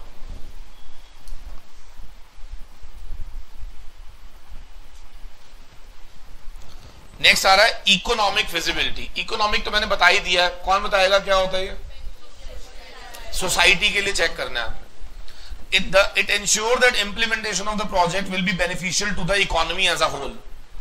It may pay taxes, it may earn foreign exchange, it may generate employment, it may help in implementation of other projects। नहीं समझ आया? सर हेल्पिंग सोसाइटी कैसे हो सकता है? सी अगर मेरा बिजनेस कुछ ऐसा है जिससे सरकार को बहुत ज्यादा टैक्सेस मिल रहे हैं तो क्या टैक्सेस को ट्रांसफर पेमेंट्स बोलते हैं। जैसे सरकार को हम देते हैं क्या वो घूम के वापस इकोनॉमी में आ जाते हैं। तो इसका मतलब अगर हम टैक्सेस अच्छा दे रहे हैं तो क्या डेफिनेटली उसका भी बेनिफिट डायरेक्टली इनडायरेक्टली क्या इकोनॉमी पे आएगा। फॉरेन एक्सचेंज अर्न करने में मेरा प्रोजेक्ट हेल्प कर रहा है, क्या ये भी मेरे डेफिसिट्स को कंट्रोल करेगा। अगर हमारे इंडिया में डेफिसिट्स कंट्रोल हो जाए, डॉलर नीचे आ जाए तो आपको मालूम है सब कुछ सस्ता हो जाएगा, सब कुछ सस्ता हो जाएगा। आज सारी चीजें महंगी हो रही हैं, उसकी सबसे मेन कॉस्ट पेट्रोल है, डीजल है। पेट्रोल और डीजल महंगा क्यों हो रहा है? जस्ट बिकॉज ऑफ कि हमें मालूम है कि हमारा डेफिसिट होने की वजह से क्या डॉलर महंगा हो गया। अब जितना डॉलर महंगा होता है डेफिनेटली उतना ही हमें पेट्रोल भी महंगा कॉस्ट करता है। अगर कल को हम फॉरेन एक्सचेंज अर्न करना शुरू कर दें और इस डॉलर को कंट्रोल में ले आए, क्या वैसे ही क्या हमारा पेट्रोल वगैरह सस्ता हो जाएगा। हर चीज ट्रांसपोर्टेशन से जुड़ी हुई है आज की डेट में, एवरीथिंग अटैच्ड विद ट्रांसपोर्टेशन। कपड़े महंगे, ट्रांसपोर्टेशन महंगी, आपकी सब्जियां महंगी बिकॉज ट्रांसपोर्टेशन महंगी। ट्रांसपोर्टेशन महंगी क्यों होती है? डीजल महंगा। नहीं समझ आया? तो कहीं ना कहीं अगर हम कुछ ऐसा करें कि हमारा फॉरेन एक्सचेंज अर्न करने में हेल्प करें तो क्या ये इकोनॉमी एज अ होल को बेनिफिट देगा। मेरा प्रोजेक्ट ऐसा है जो मार्केट में एम्प्लॉयमेंट जनरेट कर रहा है तो क्या ये इकोनॉमिक फिजिबल है? बोलो तो कैसे पता चलता है कि ये प्रोजेक्ट इकोनॉमिकली फिजिबल है? जल्दी तो employment, taxes, earning of foreign exchange, या मेरी वजह से दूसरे प्रोजेक्ट इंप्लीमेंट हो पाते हैं। मैं कुछ ऐसा काम कर रहा हूं जिसकी वजह से क्या दूसरे प्रोजेक्ट को सपोर्ट मिल जाए तो क्या ये भी कहीं ना कहीं इकोनॉमी के लिए बेनिफिट है। आवाज नहीं आई बच्चे? तो कहते हैं अगर आप कुछ ऐसा काम कर रहे हो जिनमें इस तरह के फीचर्स आ जाएं तो क्या ये इकोनॉमिकली फिजिबल माना जाएगा। और आई hope so you can understand economically feasible projects को क्या हमेशा सपोर्ट, सब्सिडीज मिलती है। बोलो भाई गवर्नमेंट कौन से प्रोजेक्ट को प्रमोट करती है, सब्सिडीज देती है? जो इकोनॉमिकली क्या होते हैं, फिजिबल होते हैं। लेकिन अगर आपका प्रोजेक्ट दारू बनाने का, भट्टी चलाते हो, हाँ जी, देखो मुंह थल्ले कर लेता है। हाँ जी, कच्ची दारू बनती है। अब आप मुझे बताओ, सरकार सब्सिडी दे देगी और बना बेटे, यहीं पड़े रहे सारे, जल्दी बोलो। नहीं, इकोनॉमिक फिजिबल नहीं है तो डेफिनेटली इन सभी प्रोजेक्ट्स को कभी भी प्रमोट नहीं किया जाता। इंस्टेड कोई ना कोई सोसाइटी में खड़ा हो जाता है इन प्रोजेक्ट्स के अगेंस्ट, और प्रेशर में आके क्या गवर्नमेंट भी डिसीजन दे सकती है कि इनको बंद करो। तो क्या ऐसे प्रोजेक्ट्स की लाइफ बड़ी या छोटी लाइफ होती है? Next, ecology. इकोलॉजी मैंने बता दिया। क्या यहां तक सारा समझ आ गया है? नहीं? मेरे बच्चों बोलो, कितने प्रश्न हो गए हमारे? 3। पहला, what is project planning, what are the steps to implement the project planning, और लास्ट में वेरी गुड, बहुत बढ़िया, बहुत बढ़िया।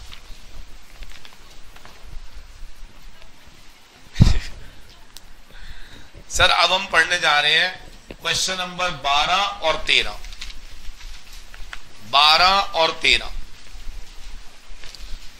हमने 4 क्वेश्चन पढ़ने हैं बस आज। 12, 13, 14 और 16। 12, 13, 14 और 16। अच्छा, ऐसा भी हो सकता है कि मैं 12, 13, 14, 16 पूरा समझा दूं, रीड आप अपने आप कर लो। एक नंबर के ठस्से बाजो। मैं कह रहा हूं तुम प्रैक्टिकल वाली बुक नहीं खोलते, इसको कहां खोलते हो?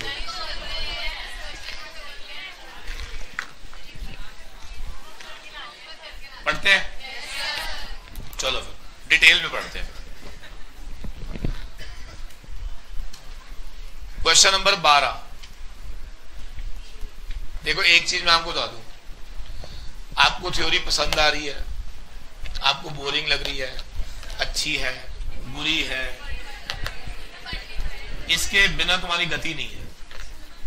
ठीक है, क्लियर है? नहीं तो ये हो नहीं सकता कि आप थ्योरी के बिना पेपर निकाल लो। आईसीएसआई बोलता है, कहते मैं 60 नंबर की दे दूंगा, निकाल के दिखा। 68 तक की थ्योरी आई हुई है, 68 मार्क्स की थ्योरी एंड 32 मार्क्स का प्रैक्टिकल, ऐसा भी हुआ हुआ है। क्लियर है या नहीं? तो हंसते हंसते, रोते रोते, ठीक है, जैसे मर्जी, थ्योरी पढ़े बिना गुजारा नहीं है हमारा।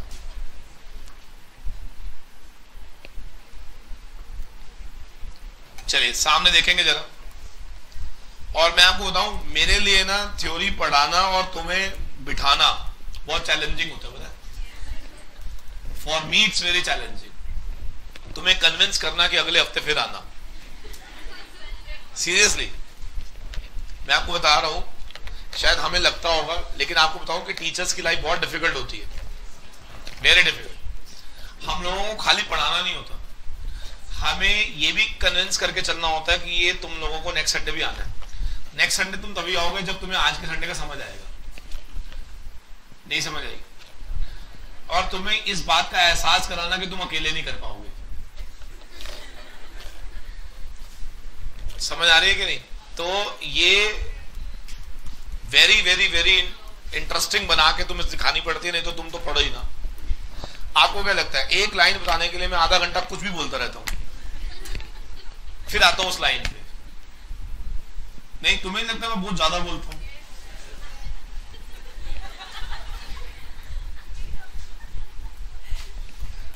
चलो सर, ये 2 क्वेश्चन बड़े इंटरेस्टिंग है नहीं, मतलब हैं। क्या लिखा है? Project appraisal under inflationary conditions. आवाज मारो, प्रोजेक्ट अप्रेजल अंडर,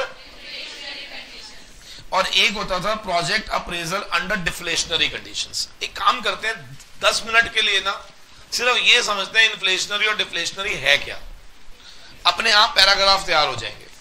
ठीक है, सामने देखो जरा। यार मुझे एक बात बताओ, जैसे इंडिया जैसे कंट्री के अंदर डिफ्लेशन तो कभी आएगी नहीं, ठीक है ना? तो हमारी कंट्री में हमेशा कौन सा प्रेशर रहेगा? अच्छा, क्यों नहीं आएगा? क्योंकि बचपन से लेकर आज तक हमने एक ही चीज पढ़ी है, इंडिया इज अ बेटा जब छोटे होते थे तब से ऐसे पढ़ रहे हो आप, हैं? तो तब से हम एक लाइन पढ़ते हैं, इंडिया इज अ। अच्छा, ये डेवलप्ड होने के लिए क्यों इतने समय लग रहा है? क्योंकि आप समझ सकते हो जनसंख्या बढ़ी है। नहीं, मैं सिंगापुर गया, वहां पर मैंने देखा कि वहां के जो लोग थे, they were very proud, we are in Singapore. तो एक आदमी कहता, सर मतलब we are very young people over here, हमारे यहाँ पे ये है, हमारे यहाँ पे ग्रीनरी। मेरे को अंदर से ऐसा लगता है उसको थप्पड़ मार के मुंह तोड़ दूं। पूरा सिंगापुर हमारे चंडीगढ़ से छोटा है, हमारा चंडीगढ़ उससे बहुत बड़ा है। तो वो जिस सिंगापुर की बात कर रहे थे, 50-60 लाख की पॉपुलेशन लेके बैठे हुए हैं। मैंने कहा हमारे यहाँ पे 50-60 लाख की पॉपुलेशन बलजीत नगर में होगी। मैंने कहा भाई साहब मैनेजमेंट की बात कर रहे हो, मैनेजमेंट की बात हो रही है कि भाई साहब we are so organized, we are so this, we are so that. तो मन में सोचा, मैंने कहा जिस पॉपुलेशन के लिए तुम बात कर रहे हो उसको तो मैनेजमेंट हमारे यहाँ पे एक विधायक कर दे, पीएम की जरूरत ना पड़े। This is on a very serious note. हमारी मेजर प्रॉब्लम इंडिया की कहां पे? अच्छा, मेरा बेटा वहां पे आके कह रहा पापा यार यहाँ तो बड़ी ग्रीनरी है। मैंने कहा कोई बात नहीं, तू इंडिया चल, तेरे को मैं भी दिखाता हूँ ग्रीनरी कहाँ होती है। अब तुम पटेल नगर में रहोगे तो यहाँ थोड़ा सारे पेड़ उगा देंगे। अब वहां पे तो भाई इतना ज्यादा सिंगापुर है, अब इतनी सी जगह में घूमोगे तो वही घूम के वही पेड़ दोबारा दिख रहे हैं, उसको पता नहीं चल रहा है, मैं वही जगह घुमा रहा हूं। तो मैंने इसको बोला कि तेरे को ना किसी दिन ना सिर्फ साउथ दिल्ली ले जाऊंगा, कुछ नहीं करना यार तेरे को, वहीं पे एक दिन घुमाऊंगा, तू कहेगा पापा यहाँ पे ज्यादा हरियाली है सिंगापुर से। तो we are so big country, तो हमारे यहाँ पर जिस चीज को हाईलाइट किया जाता है तो वो, और बहुत सारी अच्छी चीजें जिसको शायद हम नहीं देख पाते, और वो लोगों के पास इतनी सी चीज, इतनी सी जगह लेके बैठे हुए हैं, उसी के अंदर उन्होंने 4 पेड़ उगा दिए, उसी को दिखाते रहते बार बार, देखो वी आर सो ग्रीन। आप समझ रहे हो? सो हमारी कंट्री डेवलपिंग ही रहेगी। क्यों? पॉपुलेशन। तो मेन प्रॉब्लम पॉपुलेशन है और कुछ भी नहीं है।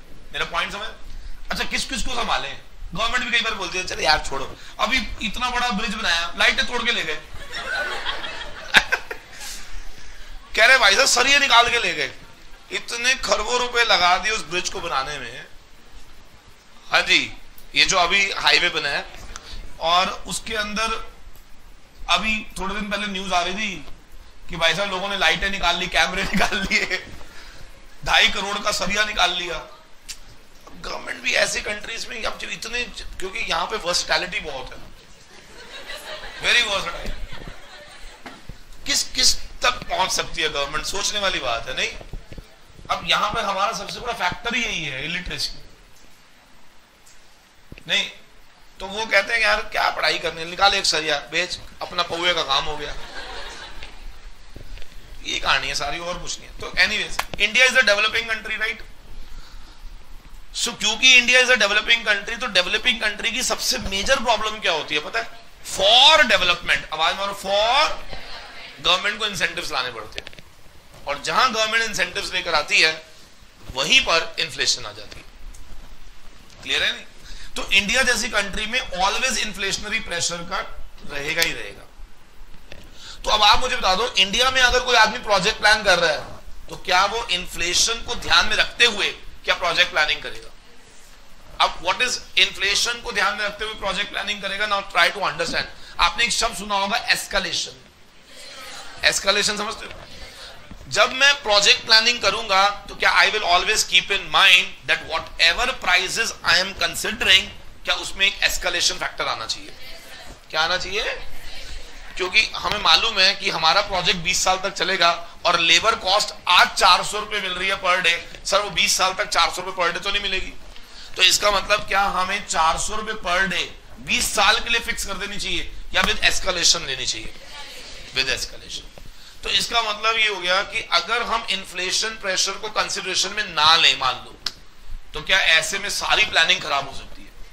क्यों सारी प्लानिंग क्यों खराब हो जाएगी? विद राइज इन इन्फ्लेशन क्या cost will move up?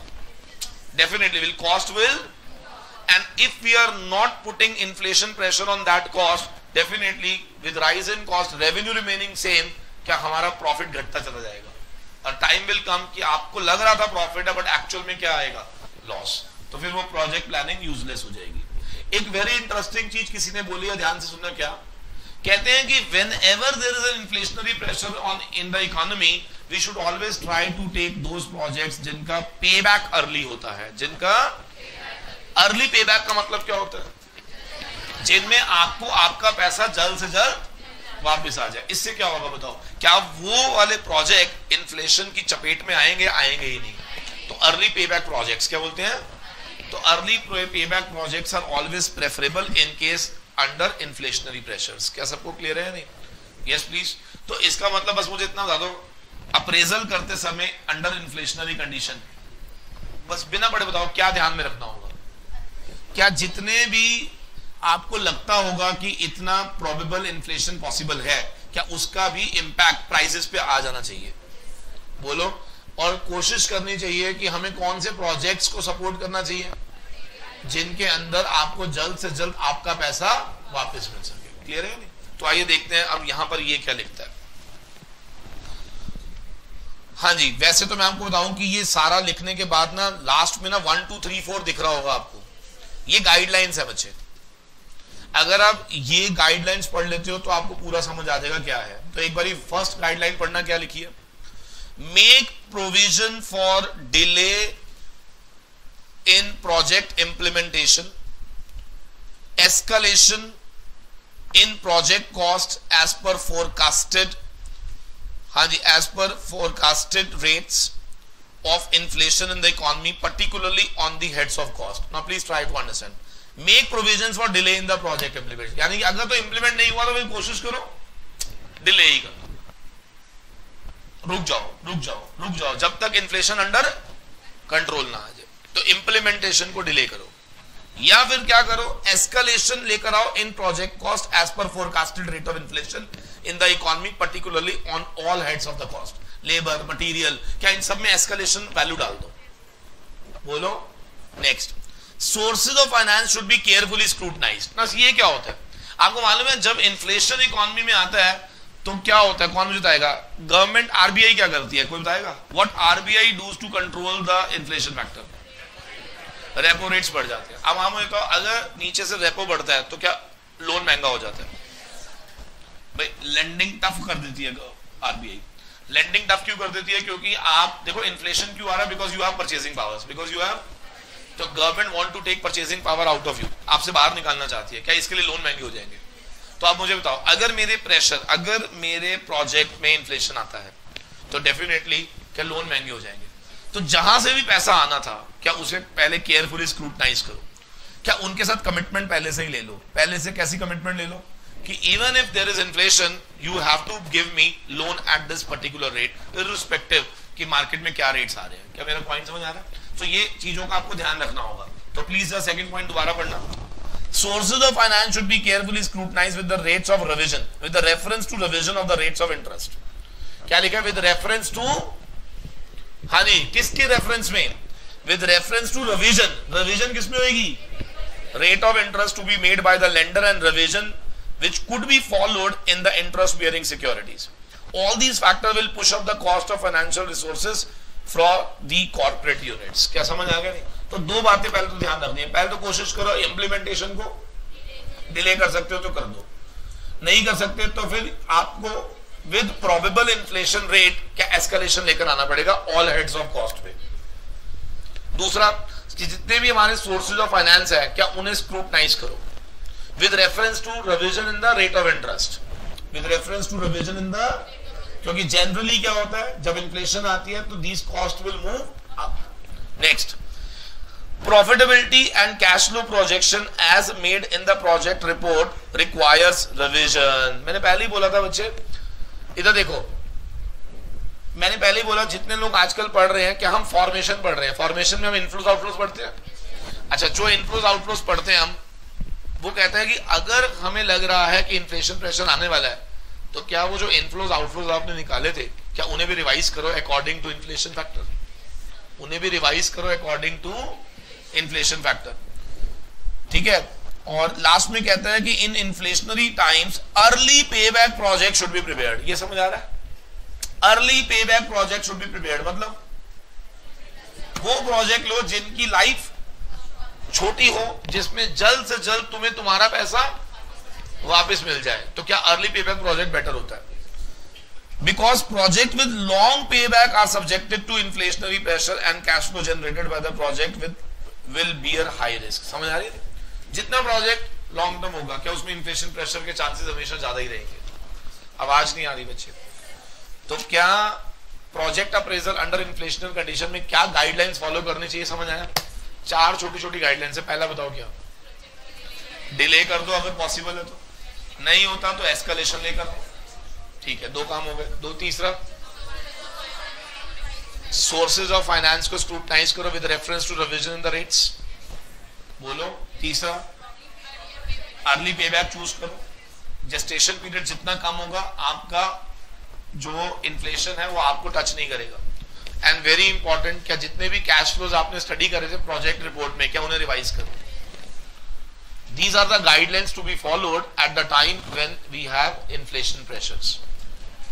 Sir question number 13 heading पढ़नी है, छोटा सा पैराग्राफ ही है, वो बहुत आसान है। वो right short note on project appraisal under deflationary conditions. Underline the word deflationary conditions. Sir मैं एक सिचुएशन दूंगा, आप बताना क्या मतलब है इसका। देखो डिफ्लेशन क्या होता है, आपको मालूम है? कहते हैं deflation is more worst then inflation.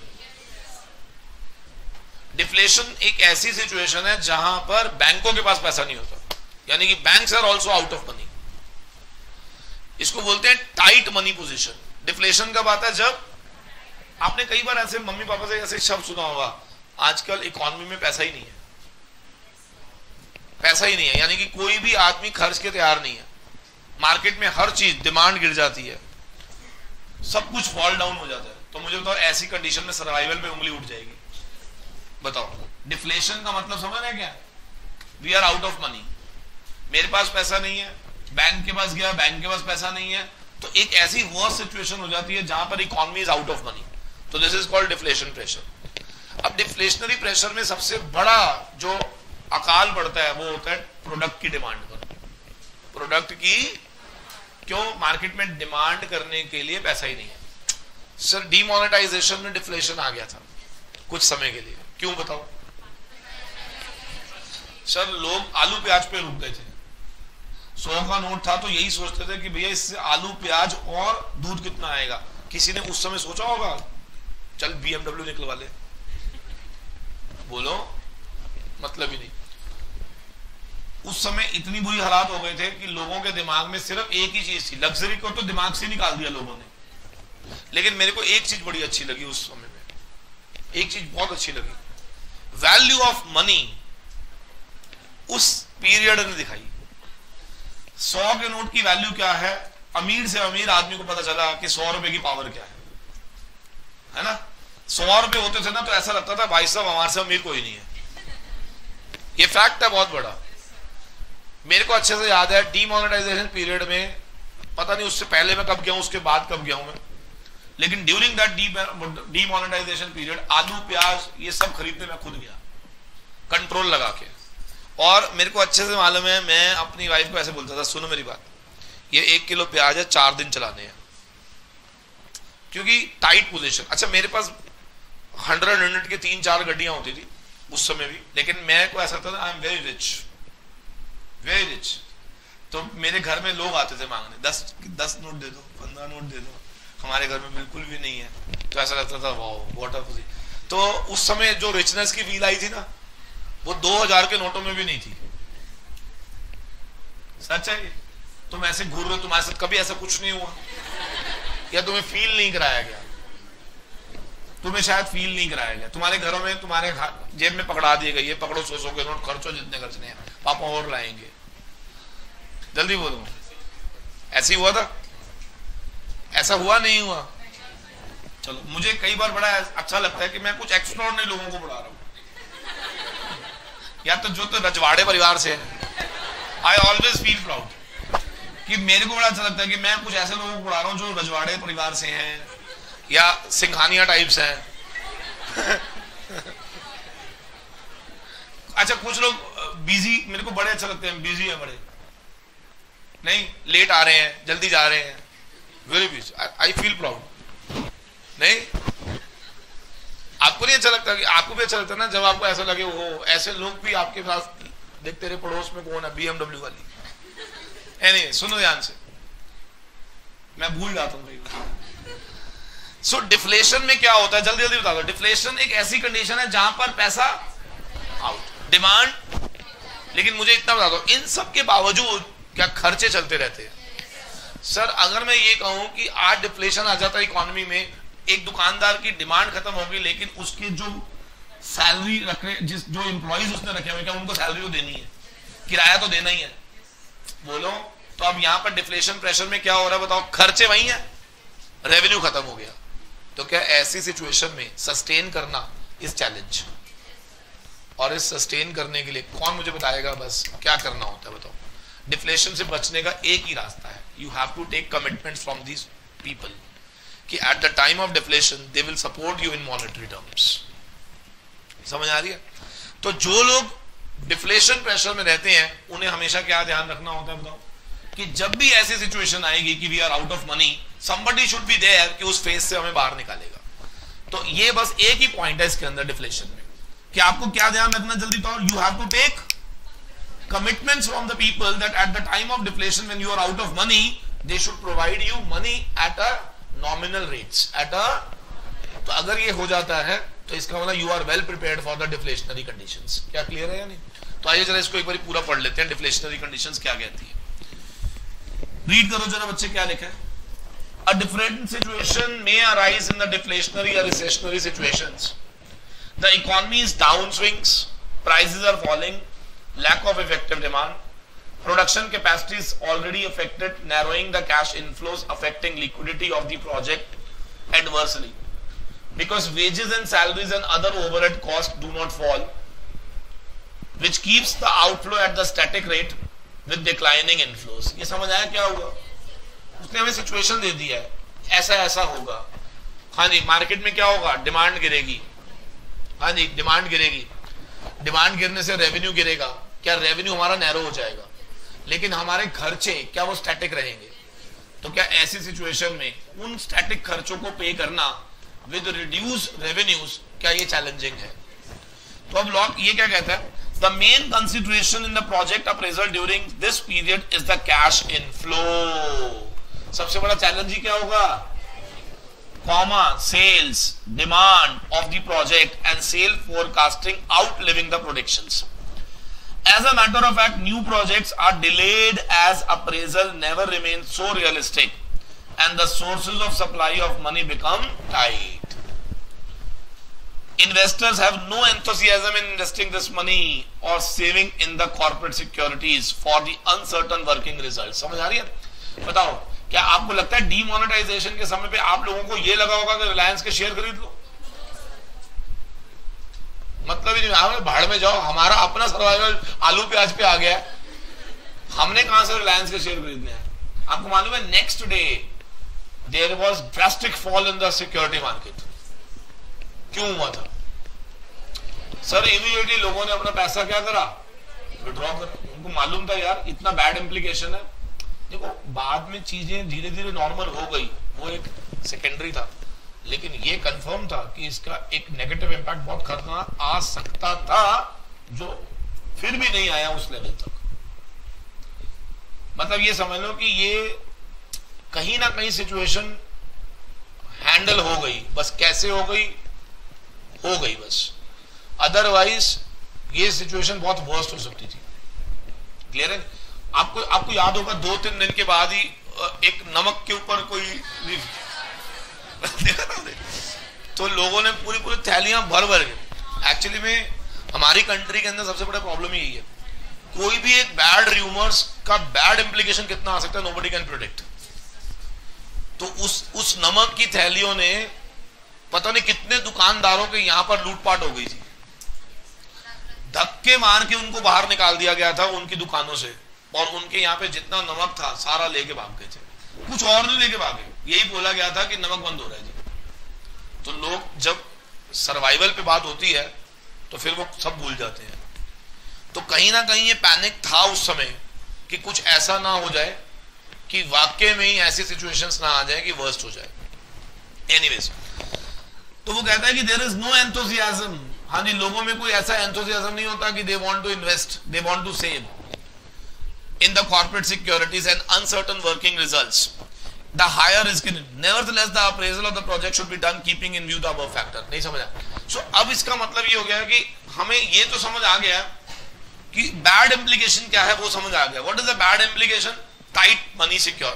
आपके पास जो money situation आएगी, क्या वो tight होने वाली है? तो फिर इससे बचने का फिर तरीका क्या है बताओ? How you can not be affected with this if you take commitments from the people that they should provide you in such tight situations the sources of funds so that आपको उस समय सर्वाइवल आपका रह जाए. बाद में ये over, जब हम धीरे धीरे, आपको मालूम है एक साइकिल चलती है, ये पहले depression, recession and then recovery and then boom, तो ये एक साइक्लिकल रहता है. तो डेफिनेटली ये धीरे धीरे धीरे धीरे खत्म भी हो जाता है, लेकिन जब तक ये खत्म नहीं होता, क्या तब तक के लिए पैसा अरेंज होना चाहिए. So this is the challenge under deflationary conditions. Clear है नहीं? यूएस जैसी कंट्रीज में हमेशा डिफ्लेशन प्रेशर रहता है, इंडिया जैसी कंट्री में हमेशा इन्फ्लेशन प्रेशर. तो यहाँ पर अलग मैटर चलता है, ठीक है ना. यूएस के अंदर डेवलपमेंट हो चुकी है सारी, तो वहां पर हमेशा डिफ्लेशन रहती है. वहां के उल्टे हमारे यहाँ पे जो पॉलिसीज है, उनके यहाँ पे पॉलिसीज बिल्कुल रिवर्स है. वहां के लोगों को डिमांड कराने के लिए पैसा दिया जाता है कि जाओ तुम सस्ते लोन्स ले लो, घर खरीदो.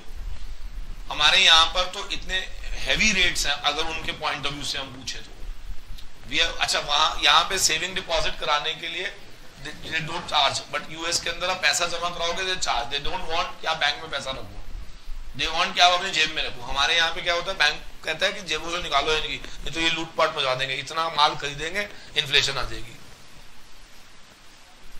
नहीं समझ आया? उल्टा, बिल्कुल उल्टा. डेवलप्ड इकोनॉमी डेवलपिंग इकोनॉमी में बिल्कुल उल्टा चलता है. एनीवेज, क्या हमें डिफ्लेशन समझ आ गया बच्चे? ठीक है. अब हम करेंगे क्वेश्चन नंबर 16.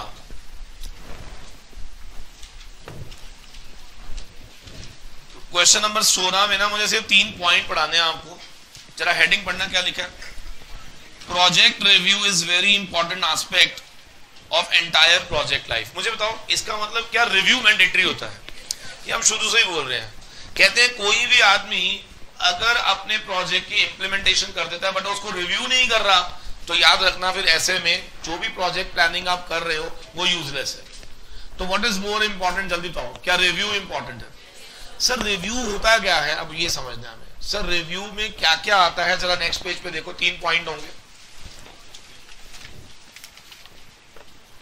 बताओ. रिव्यू में पहला पॉइंट क्या है, फिर एंड देन. अब देखो रिव्यू तीनों में हम ये 3 पॉइंट हमें समझने हैं बस, ठीक है. मॉनिटरिंग, पहला वर्ड क्या है, देन वेरी गुड. तो अब इन तीनों में ना मैं आपको बताता हूं, एक एक वर्ड में डिफाइन करता हूं, फिर इसको पढ़ के देखना. आपको मालूम है बेस्ट वे टू अंडरस्टैंड क्या होता है? आजकल ना एक बड़ा सिंपल तरीका होता है, आंसर ना करा जाए, क्वेश्चन पूछा जाए. आजकल बड़ी बड़ी कंपनीज क्या करती हैं, सर्वे करती हैं ऑन क्वेश्चनर बेसिस. क्वेश्चनर क्या होता है मैं आपको समझाता हूं. देखो प्रोजेक्ट मॉनिटरिंग क्या है, पहले इसको समझते हैं. What is project monitoring? क्या कोई भी प्रोजेक्ट जब इंप्लीमेंटेशन हो जाती है तो क्या उसके ऊपर मॉनिटरिंग होनी चाहिए? मॉनिटरिंग का मतलब क्या होता है? somebody should be there to monitor क्या everything is being worked according to plans, according to क्या काम हो भी रहा है या नहीं. सबसे best example, your monitoring committee कौन है? तुम्हारी मम्मी पापा. कैसे? मम्मा आपका पेपर होता है नेक्स्ट डे, आपकी प्लानिंग होती है पूरी रात को पढ़ना है, लेकिन मम्मा बीच में आके चेक करती है. मॉनिटरिंग. बेटी सो तो नहीं गई, बेटा एफबी पे नहीं लगते, बोलो तो बताओ. What mamma and papa are doing? They are acting as a monitors. तो there should be monitoring. Monitoring every time आपको रियलाइज कराती है क्या, कि कहीं ऐसा तो नहीं है कि आप अपने प्लान से दूर हो गए हो, आप अपने प्लान से दूर हो गए. तो इसका मतलब implementation should be as per plans. Come on, implementation should be as per. But if you are not following what you planned, definitely क्या उसके लिए मॉनिटरिंग चाहिए। अब मेरा अगला क्वेश्चन ध्यान से सुनना। मान लो everything is being done as per plan, सब कुछ एज पर प्लान चल रहा है, बट बावजूद इसके you need to review it. Review क्या होता है, सुनो ध्यान से। हमें बार बार चेक करना होता है कि whether what the plans which we made are sufficient to attain my end goals. Example, sir भैया ने प्लानिंग करी है कि आज रात को ये 4 घंटे पढ़ेंगे और पूरी एफएम खत्म कर देंगे। प्लानिंग थी इनकी, 4 घंटे पढ़ेंगे, पूरी एफएम खत्म कर देंगे। 4 घंटे में इनसे कैपिटल बस्टिंग के 2 क्वेश्चन हुए। प्लान तो क्या था? अच्छा, आपने कभी नोटिस किया कि हम प्लानिंग ऐसे ही करते हैं? देखो हमारी प्लानिंग सुन लो क्या है। हमारी प्लानिंग मंडे ट्यूसडे एफएम खत्म, भाई वेडनेसडे थर्सडे आईटी खत्म, और फ्राइडे सैटरडे एथिक्स, संडे को मजे लेंगे, मंडे को पेपर है। तो चल फिर आज क्या करना है? अबे मंडे से पढ़ना है ना, पेपर तो खत्म हो ही रहा है, आज तो रिलैक्स कर ले। ऐसे होता है, अरे ऐसे होता है क्या? मैंने पहले ही बोला तुम एक्स्ट्रा ऑर्डिनरी कुछ नहीं हो, गलत फहमी मत सुनो। क्या हम ऐसे प्लान करते हैं? सर मुझे कहीं घूमने जाना है ना, और प्रेशर है, तो मैं बैठ के ना 2 मिनट सोच लेता हूँ। रात को 9 बजे बैठूंगा, 12 बजे तक ये कर लूंगा, सुबह उठूंगा 6 बजे, 6 से 8 ये कर लूंगा। अभी तो मैं फ्री हूँ, चल कर ले। नहीं करते ऐसे? घूमने जाना ना, अभी का टाइम तो फ्री कर ही लिया, क्योंकि जो काम करना ना हो जाएगा, रात को 9 बजे तक हो जाएगा, करके निकल लेते हैं। रात को 9 बजे आते हैं थके थके, सुबह हो जाएगा। टाइम से सो जाऊंगा, सुबह 4 बजे उठ जाऊंगा, सुबह 4 बजे उठूंगा, रात के 9 बजे वाला 12 वाला काम 4 से 6 में कर लूंगा, क्योंकि सुबह सुबह फ्रेश होता हूँ। सुबह 4 बजे अलार्म बजता है, चल बंद। फिर दिमाग में भाई साहब भाड़ में जाना, भाड़ में जाना, भाड़ में जाना, छोड़ो, इतनी टेंशन नहीं लेनी भाई, छोटा सा दिमाग है। सुनो क्या करा हमने, क्या करा क्या? ये हम झंड कराए जा रहे हैं रोज, और ये एक दिन नहीं, ये रोज हो रहा है आपके साथ। हो रहा है या नहीं? रोज सोचते हैं आज रात को भाई सब कुछ करेंगे, रात को सोचते हैं कल करेंगे, कल कहते हैं आज तो पक्का। यही हो रहा है, और देखते ही देखते 4 महीने 5 महीने बीत गए, पेपर सामने खड़े हो गए, जब कुछ नहीं आता था, अबे अटेम्प्ट ही तो, अगला दे दे। अच्छा, और मजेदार क्या है कि यहां पर सपोर्ट मिल जाती है पेरेंट्स की। लाडलों को तो मिल जाती है, कुछ लाडले होते हैं वो शक्ल ऐसी बना लेते हैं, मैं थकी हुई हूं, मेरा बच्चा अटेम्प्ट आगे दे दे बेटा, चपेट। तो बड़ी सिंपल सी बात है। तो मेरा क्वेश्चन समझो, रिव्यू क्या है? कम ऑन, रिव्यू क्या है? आपको एवरी टाइम चेक करना होगा कि जो प्लान्स तुमने बनाए थे क्या वाकई में वो सफिशिएंट थे to attain your objectives. But अगर वो नहीं थे तो क्या उन्हें इमीडिएटली रिव्यू करके क्या you need to put controls, you need to put monitoring. क्या जल्दी तो whether what you plan is implemented और not, this is monitoring. Come on, monitoring क्या समझ आ रही है? जो तुम सोचते थे क्या वैसा ही हो रहा है या नहीं, वैसा ही कर रहे हो या नहीं। अगर तो यस, तो मॉनिटरिंग तो यही बोलेगी कि yes everything is as per plans. Come on, everything is, ये मॉनिटरिंग का आंसर है। लेकिन now the question is, even if everything is as per plan, then also we need to review क्या whether plans are sufficient to attain your objects. This is review. ये क्या है? कई बार plan बना लेते हैं लेकिन हमें बाद में एहसास होता है कि ये प्लान उस एंड ऑब्जेक्ट को पा, तो we need to change it, we need to, तो क्या वहां पे रिव्यूअल चाहिए? कम ऑन यार, यस प्लीज। और जब हम रिव्यू करते हैं तो definitely we put some control, उसमें कंट्रोलिंग आ जाती है। तो आइए पढ़ के देखते हैं मॉनिटरिंग क्या है। ये ट्रैक करता है ऑपरेशनल वर्क को। आवाज मारो, ये किसको ट्रैक करता है? मैंने तो पहले ही बोला मॉनिटरिंग का मतलब ही यही है, ट्रैकिंग करो सही हो रहा है या नहीं। Come on, everything is as per plan और नॉट, ट्रैक करो। ये आंसर करता है questions like have activity been completed as planned. नहीं समझ आया, क्या काम वैसा ही हुआ है जैसा प्लान्ड था? सर मैंने पहले ही बोला, आपने नोटिस नहीं करी ये चीज। मैंने क्या कहा? क्वेश्चन का आंसर करता है। समझ आ रही है? तो मॉनिटरिंग करने के लिए ये लोग क्या करते हैं, एक क्वेश्चनर बना देते हैं, ठीक है ना। जैसे ये मॉनिटरिंग कमेटी में है तो इसको एक क्वेश्चनर दे दिया। उसका पहला क्वेश्चन क्या होगा कि क्या जो भी काम हो रहा था अकॉर्डिंग टू यू, क्या वो एज पर प्लान था या नहीं? जब ये आंसर देगी तो क्या वो मॉनिटरिंग रिपोर्ट आ गई? समझ आ गया? This is question and answer form, questionnaire form में काम करते हैं हम। क्लियर है? नेक्स्ट क्या कहते हैं? Have output been produce as anticipated, जो हम सोचते थे क्या वैसा ही आउटपुट आ रहा है या नहीं आ रहा? Is the work of the project progressing as projected, जैसा सोचा था क्या काम वैसे ही प्रोग्रेस कर रहा है या नहीं कर रहा? Evaluations, project tend to focus on tracking the progress of the higher level. The evaluation tends to explore the question like this, that whether the project is successful for achieving its outcome. मतलब समझ रहे हैं? जो भी तुमने plan बनाया था क्या वो काफी था आपके आउटकम को पाने के लिए, या उसमें कुछ चेंजेस चाहिए? इवैल्यूएशन समझ रहे हैं? What is the outcome? Evaluation मतलब उसका आउटकम क्या है? जो भी तुमने प्लान बनाए थे उसका आउटकम, क्या वो वाकई में उस आउटकम तक पहुंच पा रहा है जो आपने प्लान किया था? अगर नहीं पहुंच पा रहा तो what you need to do, क्या उसे हमें चेंज करना पड़ेगा? Is project contributing to its ultimate goal, क्या वाकई में उस गोल तक हम जा पा रहे हैं जहां तक हमने जाना था? अगर आपका answer is no, we are not, तो फिर क्या लगाना पड़ेगा इस पे? Control. It involves establishing the system and decision making process to manage variances in the project plan and the realities. Control क्या होता है बच्चे? आपने एक चैप्टर पढ़ा होगा स्टैंडर्ड कॉस्टिंग। स्टैंडर्ड कॉस्टिंग में हम क्या करते थे? Standards compared with the actuals. जब standard compare with the actuals हो जाता है तो क्या वेरिएंसेस आते हैं? वो वेरिएंसेस फेवरेबल भी होते हैं, और कंट्रोल कब लगाना होता है? अनफेवरेबल। तो the moment you get to know that these are unfavourable variances, क्या we need to put control on that. Very good. So it involves establishing how the project variances and changes are being managed, documented and communicated with the stakeholders. I hope so the points are clear to everyone. Talk करें इसको? नहीं समझ रहे? Monitoring, evaluation, controlling, और इसी सब को मिलाकर हम बोल देते हैं कि these are called as project reviews. Review में पहले क्या करते हैं? Monitoring, फिर एंड लास्ट में कंट्रोल। कंट्रोल इसीलिए क्योंकि अगर एडवर्स आ रहा है तो। चलो अब हम करेंगे क्वेश्चन नंबर, अच्छा एक काम करेंगे 14-15 खुद पढ़ेंगे। 14-15 सिंपल है, एक बार पढ़ना है इसको। 14-15 पढ़ लोगे? अच्छा फॉरेक्स में कितने बच्चे रुक रहे हैं थ्योरी में? जरा हाथ खड़े करना, पूरा हाथ खड़े करो।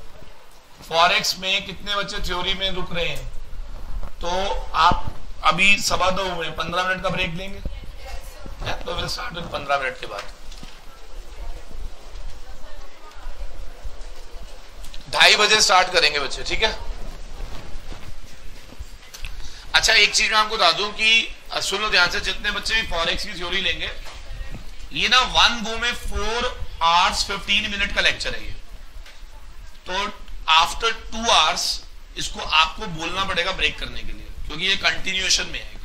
और अगर 4 घंटे 15 मिनट बैठ सकते हो तो आज पूरी कर लो।